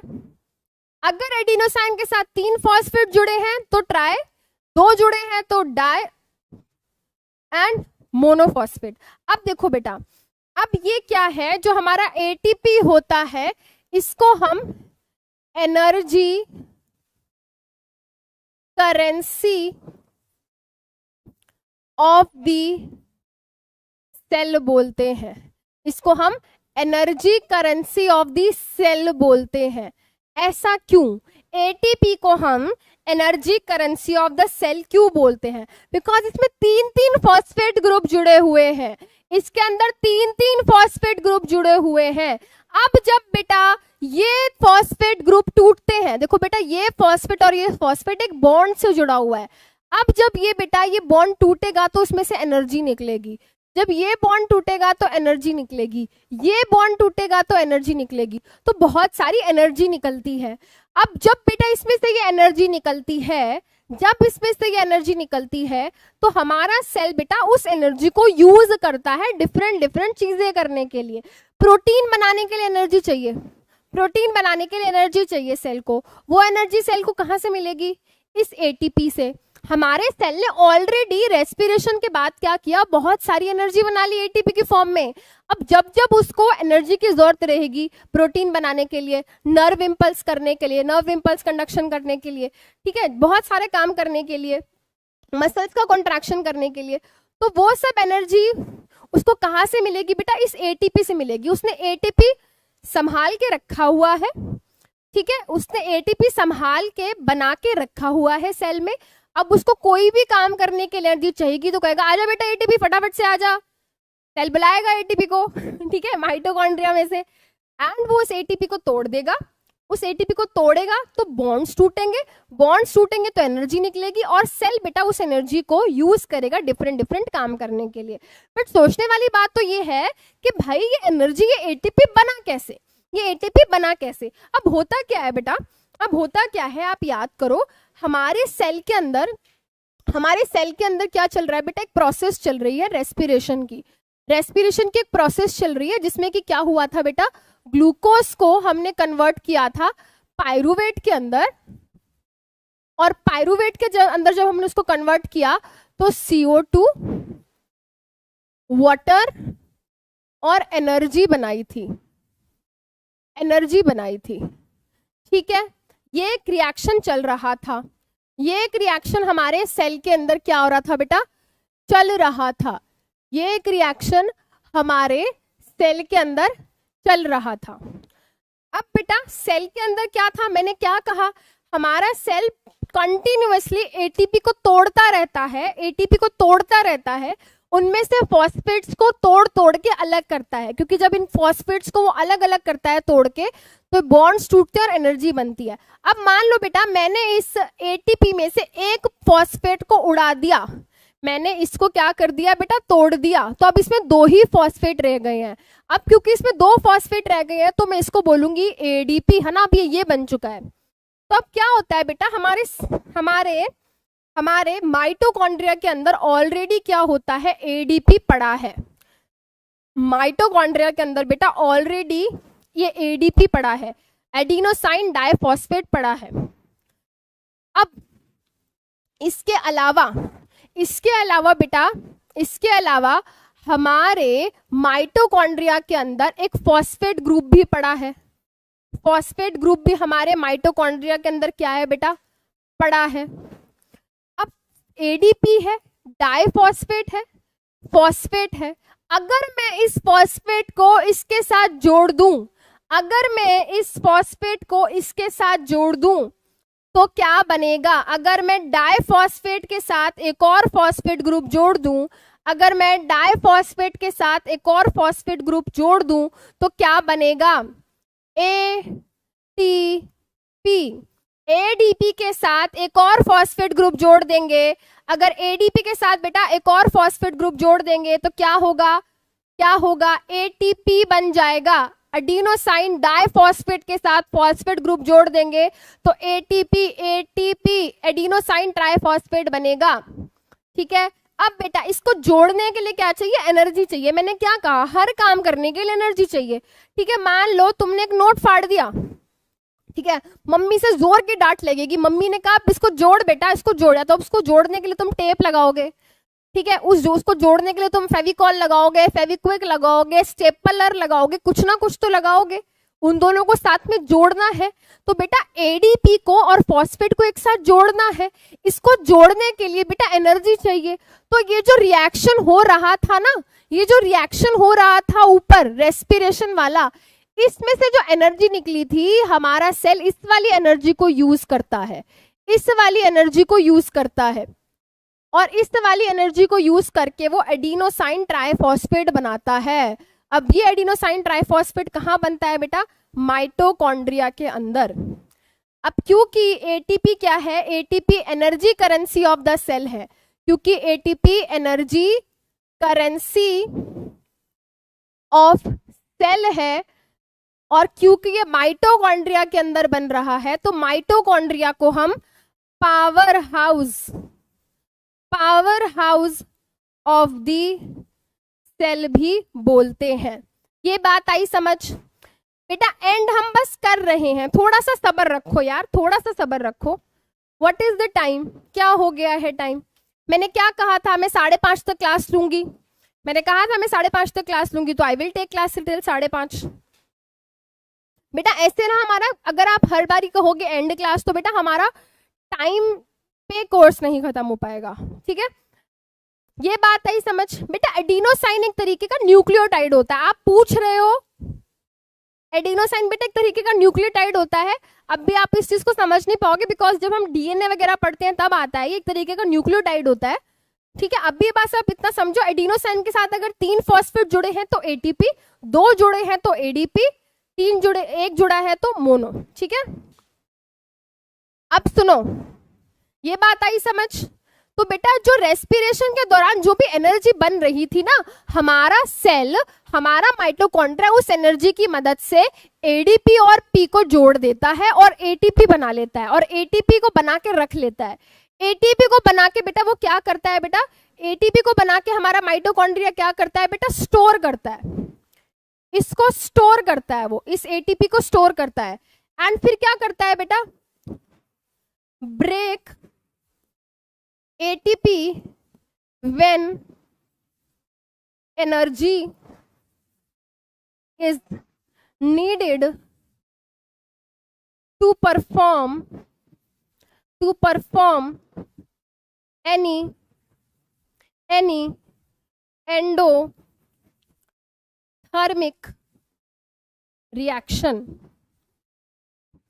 अब क्योंकि एटीपी हमारे माइटोकॉन्ड्रिया के अंदर बन चुका है, हमारा माइटोकॉन्ड्रिया बेटा इस एटीपी को स्टोर कर लेगा, और जब भी हमारे सेल को कुछ भी काम करने के लिए, कोई भी ऐसा रिएक्शन करने के लिए जिसमें एनर्जी की जरूरत पड़ती है, उन रिएक्शंस को करने के लिए जब उसको एनर्जी की जरूरत पड़ेगी, तो वो इस एटीपी को क्या करेगा बेटा, ब्रेक करेगा, इसको तोड़ेगा। अब जब टूटेगा तो क्या होगा, आप याद करो, जब एटीपी टूटता था तो क्या होगा, बॉन्ड टूटेंगे, और जब बॉन्ड टूटेंगे तो एनर्जी निकलेगी, और एनर्जी से बहुत सारे काम होंगे। अब जो ये सारी कहानी मैंने सुनाई ना, सेम कहानी यहाँ लिखी हुई है, पढ़ो इसको जरा। एटीपी क्या है, एनर्जी करेंसी है सेल की, सारे सेलुलर प्रोसेस एटीपी की मदद से होते हैं। अब जो एनर्जी रिलीज होती है रेस्पिरेशन की प्रोसेस के दौरान, वो यूज की जाती है नया एटीपी मॉलिक्यूल बनाने के लिए। कैसे, एडीपी और इनऑर्गेनिक फॉस्फेट को जोड़ दिया जाता है। देखो ये चीज लिखी है, रेस्पिरेशन के दौरान जो एनर्जी बनी थी उसकी मदद से हमने एडीपी और फॉस्फेट को जोड़ा और एटीपी बनाया। अब वो ये कह रहा है जो भी एंडोथर्मिक प्रोसेसेस हमारे सेल के अंदर होती हैं वो उस एटीपी को यूज करती हैं। ठीक है, जब भी एटीपी की, जब भी एनर्जी की जरूरत होती है, तो एटीपी का जो ये मॉलिक्यूल था एडिनोसाइन के साथ फॉस्फेट और फॉस्फेट था, जब इसको तोड़ते हैं, ध्यान से सुनना, जब इसको तोड़ते हैं तो एनर्जी निकलती है। कितनी एनर्जी निकलती है, 30 किलो जूल पर मोल एनर्जी। देख लो जरा यहाँ पे, वो कह रहा है जब एटीपी में से बेटा हम फॉस्फेट को अलग कर देते हैं तो 30 पॉइंट किलो जूल एनर्जी पर मोल रिलीज होती है। कहाँ पे? माइटोकॉन्ड्रिया के अंदर। एटीपी कहाँ पे स्टोर होता है? माइटोकॉन्ड्रिया के अंदर। पायरुवेट क्या है? पायरुवेट बताया बेटा, 3 कार्बन वाला एक मॉलिक्यूल होता है जो कि साइटोप्लाज्म के अंदर बनता है। ठीक है, अब बेटा जब एटीपी हमारे सेल को जरूरत होगी एनर्जी की तो हमारा सेल इस एटीपी को तोड़ेगा।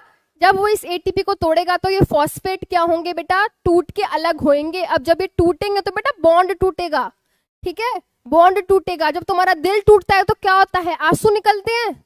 दिल टूटता है तो आंसू निकलते हैं। अब सोचो जब एटीपी टूटता है तो फॉस्फेट ग्रुप निकलता है। फॉस्फेट ग्रुप निकलता है तो बेटा क्या होता है? एनर्जी निकलती है। ठीक है, जैसे तुम्हारा दिल टूटा तो आंसू निकले, वैसे जब एटीपी के मॉलिक्यूल्स में से फॉस्फेट टूटा तो एनर्जी निकली। इस एनर्जी को तुम्हारा सेल यूज करेगा काम करने के लिए। आई बात समझ? आई बात समझ? फटाफट। अब देखो, जैसे बैटरी के अंदर बहुत सारी एनर्जी स्टोर्ड होती है और उसको हम अलग अलग काम के लिए यूज करते हैं, वैसे बेटा एटीपी के अंदर बहुत सारी एनर्जी स्टोर्ड है और हमारी बॉडी उसको मसल कॉन्ट्रैक्शन के लिए, प्रोटीन सिंथेसिस के लिए, ठीक है, नर्व इंपल्स को करने के लिए, इन सब काम के लिए क्या करती है? करती है। ठीक है, ये ठीक है बेटा। आगे चलते हैं, चलो ये हमने डिस्कस कर लिया, ये भी डिस्कस कर लिया, ये भी डिस्कस कर लिया। अब फटाफट से इस पे आ जाओ बेटा, आखिरी का टाइम बचा है, फटाफट से जो आज किया उसको डिस्कस कर लेते हैं। 2 तरीके की रेस्पिरेशन होती है, aerobic and anaerobic. Aerobic respiration oxygen की प्रेजेंस में होती है, एनारोबिक रेस्पिरेशन एब्सेंस में होती है ऑक्सीजन की। एरोबिक रेस्पिरेशन का जो मेन रिएक्शन है बेटा, फाइनल रिएक्शन माइटोकॉन्ड्रिया के अंदर होता है। एनारोबिक रेस्पिरेशन सारी की सारी साइटोप्लाज्म में अंदर होती है। इसमें बेटा फाइनल प्रोडक्ट्स क्या थे? CO2 and H2O। एनारोबिक में बेटा फाइनल प्रोडक्ट्स या तो अल्कोहल हो सकता है या फिर लैक्टिक एसिड हो सकता है। अगर अल्कोहल बन रहा है बेटा मेरी एनारोबिक रेस्पिरेशन में तो अल्कोहलिक फर्मेंटेशन, अगर मेरी एनारोबिक रेस्पिरेशन में लैक्टिक एसिड बन रहा है तो लैक्टिक एसिड फर्मेंटेशन। ध्यान से, बहुत जरूरी पॉइंट।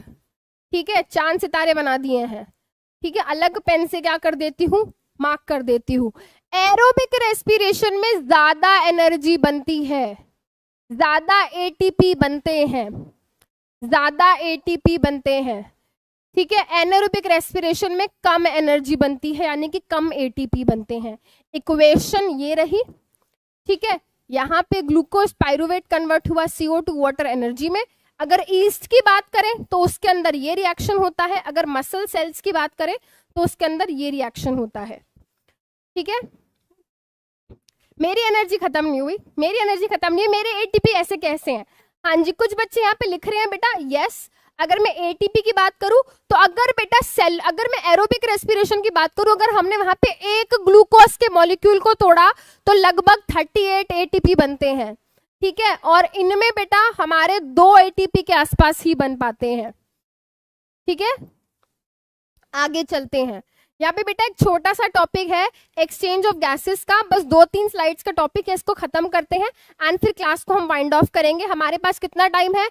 हमारे पास 7 मिनट है। 5 मिनट में टॉपिक खत्म करके आखिरी में हम क्या करेंगे? क्वेश्चन करेंगे। चलो आओ फटाफट आ जाओ। तो मैंने क्या कहा भाई, हमारे पास नाक है सांस लेने के लिए, प्लांट्स के पास नाक है क्या? प्लांट्स के पास लंग्स है क्या? नहीं। तो वो एक्सचेंज कैसे करते हैं गैसेस का? जैसे हमने स्टार्टिंग में करा, सांस लिया, सांस छोड़ा, हमने एयर ली, एयर छोड़ी। तो भाई अब प्लांट्स की बात करें तो प्लांट्स कैसे करते हैं एक्सचेंज ऑफ गैसेस? तो प्लांट्स के पास क्या होते हैं बेटा? प्लांट्स के पास दो तरीके के पोर्स होते हैं। एक होते हैं बेटा स्टोमेटा, एक होते हैं स्टोमेटा जो कि लीफ पे पाए जाते हैं, और होते हैं बेटा दूसरे लेंटिसेल्स जो कि कहाँ पाए जाते हैं बेटा? वुडी स्टेम्स के ऊपर। वुडी स्टेम्स के ऊपर, जो बहुत ही वुडी वाली स्टेम्स होती हैं उनके ऊपर लेंटिसेल्स पाए जाते हैं, उनके ऊपर लेंटिसेल्स पाए जाते हैं।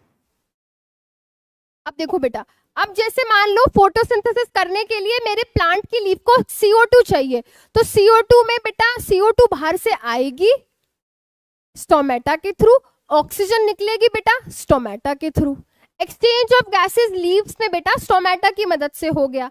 वैसे ही बेटा छोटे छोटे पोर लाइक स्ट्रक्चर्स जैसे हमारी लीफ पे थे बेटा, वैसे ही हमारी स्टेम्स पे ऐसे छोटे छोटे पोर लाइक स्ट्रक्चर्स होते हैं, उनको हम लेंटिसेल्स बोलते हैं। वुडी स्टेम्स, सारी स्टेम्स वुडी नहीं होती, ठीक है, जो बिल्कुल ऐसी लकड़ी जैसी हार्ड स्टेम्स होती हैं, उनके बेटा सरफेस पे ऐसे छोटे छोटे आपने स्ट्रक्चर्स देखे होंगे जो हल्के से ऐसा लगता है ना, ऐसे फटफट से गए हो, है ना। तो छोटे छोटे पोर लाइक स्ट्रक्चर्स होते हैं हमारी वुडी स्टेम्स पे जो मिलते हैं, इनको हम लेंटिसेल्स बोलते हैं। They both are responsible for the exchange of gases. अब आपको यहाँ पे याद क्या रखना है, आपको क्या पॉइंट्स आपको यहाँ पे दिमाग में रखने हैं, ध्यान में आपको यहाँ पे कौन से पॉइंट्स रखने हैं, तो बेटा ध्यान से सुनेंगे। You have to remember these things. बहुत ही छोटी छोटी चीजें हैं। जो एक्सचेंज होता है बेटा प्लांट्स के अंदर गैसेस का, ऑक्सीजन का अंदर जाना, कार्बन डाइऑक्साइड का बाहर निकलना, कार्बन डाइऑक्साइड का अंदर आना, ऑक्सीजन का बाहर निकलना, ये सब एक्सचेंज का गैसेस हमारे प्लांट्स के अंदर स्टोमेटा और लेंटिसेल्स की मदद से किया जाता है। अब एक बारी जब ऑक्सीजन कार्बन डाइऑक्साइड हमारे प्लांट के अंदर घुस गए तो बेटा सेल्स के बीच में बहुत सारी क्या होती है, स्पेसेस होती हैं, एयर स्पेसेस होती हैं। तो उन एयर स्पेसेस के थ्रू ये गैसेस इधर उधर क्या करती हैं बेटा, मूव कर जाती हैं, ठीक है। तो हमारे क्योंकि जो प्लांट टिश्यूज थे जैसे कि पैरेन्काइमा हो गया, कॉलेनकाइमा हो गया, ठीक है, इन सब के बीच में हमने पढ़ा था ना थोड़ा थोड़ा बहुत एयर स्पेस मिलता है। तो इन एयर स्पेसेस की मदद से बेटा हमारी जो गैस होती है हमारे प्लांट के सारे टिश्यूज के पास पहुंच जाती है। तो लार्ज इंटरसेल्युलर स्पेसेस जो होते हैं वो इंश्योर करते हैं कि हमारे प्लांट के सभी सेल्स क्या रहे, कांटेक्ट में रहे एयर के। अब जो कार्बन डाइऑक्साइड एंड ऑक्सीजन है बेटा वो एक्सचेंज होती है by the process of diffusion, by the process of diffusion. By हवा में कार्बन डाइऑक्साइड ज्यादा है, प्लांट के अंदर कम है, कहाँ जाएगी, प्लांट के अंदर। प्लांट के अंदर बहुत ज्यादा कार्बन डाइऑक्साइड हो गई, अब बाहर थोड़ी कम है आसपास, तो बाहर निकल जाएगी। तो बेटा ये क्या होता है, जो भी एक्सचेंज ऑफ गैसेस होती हैं they occurs by the process of diffusion. और ये तो हमने बचपन में भी पढ़ा है, मतलब क्लास 9th में भी पढ़ा है, जो गैसेस होती हैं वो डिफ्यूज करती हैं, उनका ऑस्मोसिस कभी नहीं होता। उसके अलावा बेटा जो डायरेक्शन है कि भाई कौन सी गैस अंदर जाएगी, कौन सी गैस बाहर आ जाएगी, ये बहुत ही लार्जली डिपेंड करती है कि हमारी इन्वायरमेंटल कंडीशंस क्या हैं, ठीक है, हमारे प्लांट के आसपास इन्वायरमेंटल कंडीशंस क्या हैं, इस पे डिपेंड करता है क्या, कि किस तरीके की मूवमेंट होगी सब्सटेंसेस की। अब देखो बेटा दो मेजर गैसेस का एक्सचेंज होता है हमारे प्लांट्स में, आप प्लीज इन चीज का ध्यान रखना, इस चीज का ध्यान रखना। मैं यहाँ पे लिख रही हूँ इन एंड आउट, ठीक है, आप इस चीज को मुझे बताओगे, इन एंड आउट, यहाँ पे इन एंड यहाँ पे आउट। अब आप ध्यान से सुनना, ठीक है, ध्यान से सुनना भाई। फोटोसिंथेसिस वो प्रोसेस है जिसमें प्लांट्स क्या करते हैं, कार्बन डाइऑक्साइड को यूज करते हैं, वाटर को यूज करते हैं, सनलाइट और क्लोरोफिल की मदद से फूड बनाते हैं और ऑक्सीजन को एज अ बाय प्रोडक्ट बाहर निकालते हैं। तो भाई फोटोसिंथेसिस में क्या होता है बेटा, फोटोसिंथेसिस में क्या होता है, कार्बन डाइऑक्साइड, ध्यान से सुन लो, ध्यान से सुन लो, ध्यान से सुन लो, ऑक्सीजन जाती, सॉरी, कार्बन डाइऑक्साइड जाती है अंदर और बाहर निकलती है ऑक्सीजन, ठीक है। फोटोसिंथेसिस में कार्बन डाइऑक्साइड जाती है अंदर और ऑक्सीजन निकलती है बाहर। रेस्पिरेशन में उल्टा होता है, हम क्या करते हैं रेस्पिरेशन में, हम ऑक्सीजन लेते हैं, हम ऑक्सीजन लेते हैं। रेस्पिरेशन में बेटा सभी ऑर्गेनिजम्स क्या करते हैं, ऑक्सीजन लेते हैं और बाहर क्या छोड़ते हैं, बाहर क्या छोड़ते हैं, कार्बन डाइऑक्साइड। तो बच्चों को अक्सर क्या होता है, ये वहम होता है दिमाग में, वो कहते हैं कि नहीं नहीं नहीं नहीं, प्लांट्स तो सिर्फ ऑक्सीजन देते हैं, प्लांट्स तो कभी कार्बन डाइऑक्साइड देते ही नहीं है, बच्चे बोलते हैं ऐसे। ये गलत है बेटा, प्लांट्स के अंदर दो प्रोसेस हो रही है। फोटोसिंथेसिस में बेटा वो CO2 अंदर लेते हैं एंड ऑक्सीजन को बाहर छोड़ते हैं। जब वो रेस्पिरेशन कर रहे होते हैं, तो बेटा उस टाइम पे वो ऑक्सीजन लेते हैं एंड कार्बन डाइऑक्साइड को बाहर छोड़ते हैं, ठीक है। अब जरा दिमाग लगाओ थोड़ा यहाँ पे एंड सोचो, क्या फोटोसिंथेसिस की प्रोसेस दिन रात चलती है प्लांट में, क्या फोटोसिंथेसिस की प्रोसेस दिन रात चलती है प्लांट में? नहीं, फोटोसिंथेसिस तो होती है कब? कब होती है बेटा फोटोसिंथेसिस? दिन में होती है। तो बेटा दिन के टाइम पे अगर हम बात करें तो ऑक्सीजन निकल रही है, ठीक है। क्या अगर मैं प्लांट्स की बात करूं, जरा तुम सोचना जरा इस चीज को, तुम क्या दिन में सांस लेते हो रात को नहीं लेते? रात को लेते हो दिन में नहीं लेते? ऐसा कुछ है? नहीं, तुम हर टाइम रेस्पिरेशन की प्रोसेस कर रहे हो यार। जब तुम सो रहे हो ना तब भी तुम्हारी बॉडी क्या कर रही है बेटा? रेस्पिरेशन की प्रोसेस कर रही है। तब भी तुम सांस ले रहे हो तब भी तुम्हारी बॉडी रेस्पिरेशन की प्रोसेस कर रही है, ग्लूकोज को तोड़ के कार्बन डाइऑक्साइड निकाल रही है ना। तो तुम दिन रात रेस्पिरेशन की प्रोसेस कर रहे हो, तुम कॉन्टिन्यूअसली CO2 निकाल रहे हो बेटा। वैसे प्लांट्स भी क्या करते हैं बेटा? प्लांट्स भी क्या करते हैं? दिन हो या रात हो, CO2 निकाल रहे हैं। CO2 निकल रहा है, CO2 निकल रहा है। बट अगर मैं बात करूं फोटोसिंथेसिस, ऑक्सीजन सिर्फ रात को निकलता है, CO2 दिन रात डेली निकलता है। ऑक्सीजन सिर्फ दिन में निकलता है एंड CO2 ऑक्सीजन सिर्फ दिन में निकलता है, CO2 दिन रात निकलता है। हमारी एनसीईआरटी के अंदर बेटा ये लाइन दी हुई है, इसको जरा पढ़ लेना। इसको पढ़ के बच्चे अक्सर क्या होते हैं? कंफ्यूज होते हैं। जरा पढ़ो यहाँ पे क्या लिखा है। एट नाइट जब फोटोसिंथेसिस नहीं हो रही, CO2 क्या है? एलिमिनेट होती है हमारे प्लांट से। तो मेजरली कौन सी गैस निकलती है बेटा? रात के टाइम CO2 और दिन के टाइम ऑक्सीजन। इसीलिए आपके पेरेंट्स ने आपको कभी ना कभी ये चीज हमेशा ये चीज कही होगी कि रात के टाइम पे पेड़ पौधों के नीचे नहीं बैठते। क्यों? क्योंकि रात के टाइम बेटा फोटोसिंथेसिस नहीं हो रही, रात के टाइम ऑक्सीजन नहीं निकल रही, रात के टाइम पेड़ों में से ज्यादा गैस कार्बन डाइऑक्साइड निकलती है। मैं ये नहीं बोल रही कि बिल्कुल नहीं निकलती, मैं ये बोल रही हूँ कि रात के टाइम कार्बन डाइऑक्साइड ज्यादा निकलती है और दिन के टाइम ऑक्सीजन ज्यादा निकलती है। ठीक है, हाँ जी, टाइम हो गया, मैंने सुन लिया। ठीक है, यहाँ पे बेटा हम अब क्लास एंड करते हैं। फटाफट से यहाँ क्वेश्चंस देखते हैं। कितने कार्बन एटम्स प्रेजेंट होते हैं बेटा पाइरूवेट के अंदर? पाइरूवेट के अंदर कितने कार्बन एटम्स प्रेजेंट होते हैं? 1 2 3 4। 3। Breakdown of pyruvate into carbon dioxide, energy and water takes place in. बेटा पाइरूवेट को जब हम कार्बन डाइऑक्साइड, वाटर और एनर्जी के अंदर ट्रांसफर करते हैं तो ये कब होता है बेटा?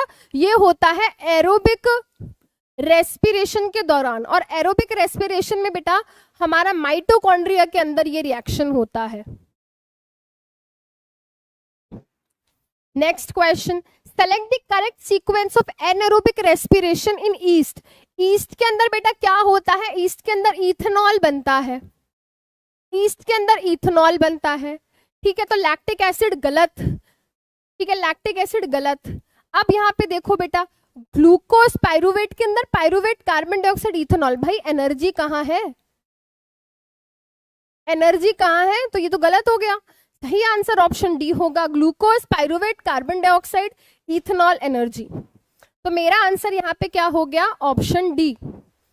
Next question, exchange of gases via stomata takes place by. कौन सी प्रोसेस होती है? ऑस्मोसिस। भाई जब स्टोमेटा से बेटा एक्सचेंज ऑफ गैसेस हो रहा है तो क्या ऑस्मोसिस हो रही है? क्या डिफ्यूजन हो रही है? एक्टिव ट्रांसपोर्ट हो रहा है? कुछ भी करे, हमें क्या मतलब? बताओ जरा क्या होता है? क्या होता है? ऑस्मोसिस नहीं होती, एक्टिव ट्रांसपोर्ट नहीं होता, डिफ्यूजन की प्रोसेस होती है, डिफ्यूजन की प्रोसेस होती है। ठीक है, आगे चलते हैं। ठीक है, यहां से बेटा आपको मॉड्यूल में से बेटा you can go to page number 57। वहां पे प्लीज डू क्वेश्चन 36 एंड 37। ठीक है, 36 एंड 37, क्वेश्चन 36 एंड 37 ये आपको करना है। नेक्स्ट चलते हैं बेटा, क्वेश्चन ऑफ द डे की बारी। क्वेश्चन ऑफ द डे की बारी। अच्छा, लास्ट क्लास में मैंने आपसे क्वेश्चन पूछा था कि मान लो किसी को गॉल ब्लैडर में यानी कि पित्त की थैली में स्टोन्स हो जाते हैं और इसकी वजह से हमें किसी का गॉल ब्लैडर हटाना पड़ता है, तो उसका बाइल जूस कहाँ स्टोर होगा? तो बेटा बहुत सारे बच्चों ने उसका आंसर दिया था, मैंने कमेंट सेक्शन में रीड किया था। यस बेटा, उनके उनके अंदर क्या होता है बेटा, गॉल ब्लैडर बाइल को स्टोर नहीं कर पाएगा, ऑब्वियस सी बात है, वो चीज है ही नहीं। तो अब वो गॉल ब्लैडर की बजाय वो बाइल जूस सीधा अब स्मॉल इंटेस्टाइन के अंदर जाएगा, एंड स्मॉल इंटेस्टाइन के अंदर जाके बेटा वो डायरेक्टली यूटिलाइज होगा। ठीक है, क्वेश्चन ऑफ द डे, आप मुझे बताओगे जो ईस्ट होता है, जो ईस्ट होता है, जो ईस्ट होता है, क्या वो सिर्फ एन एरोबिक रेस्पिरेशन करता है? एन एरोबिक रेस्पिरेशन करता है, या फिर वो both anaerobic anaerobic and aerobic respiration show कर सकता है? ठीक है, आप मुझे बताओगे, आप मुझे बताओगे जो ईस्ट है क्या वो सिर्फ एनएरोबिक रेस्पिरेशन शो करता है या फिर वो दोनों शो कर सकता है? You will find this out, you will find this out and let me know. ठीक है, चलो। अच्छा, आज का मीम या जोक ऑफ द डे, ऐसा कभी हुआ है कि तुम सांस ले रहे हो, और फिर एकदम तुमने सोचा कि अरे यार मैं तो सांस ले रहा हूँ? सोचो जरा, एकदम सोचो तुम सांस ले रहे हो, सोचो, फिर एकदम से तुम्हारे लंग्स ना सांस लेना बंद कर देते हैं। करो एक बार, ट्राई करो, फटाफट से ट्राई करो। तुम एक बार खुद को याद दिलाओ कि अरे मैं तो सांस ले रहा हूँ, अपने लंग्स को याद दिलाओ, और तुम्हारे लंग्स ना एकदम रूठ जाएंगे कि नहीं मैं नहीं कर रहा, मैं नहीं कर रहा। होता है ना ऐसे, जब हम सोचते हैं किसी चीज को तो हमें हमारे एकदम लंग्स ऐसे होते हैं कि नहीं भाई, फिर तुम्हें जोर लगाना पड़ता है ना, ऐसे होता है ना, होता है ना। चलो आगे देखेंगे बाकी की बातें नेक्स्ट क्लास में बेटा। Till then take care of yourself बेटा। खत्म कर रहे हैं आज की क्लास हम यहीं पे, अब हम मिलेंगे नेक्स्ट क्लास में। Till then take care of yourself, bye bye. मानो तो मौज है वरना समस्या तो रोज है, तो पढ़ाई करते रहो, टेंशन नहीं लेनी। Bye bye.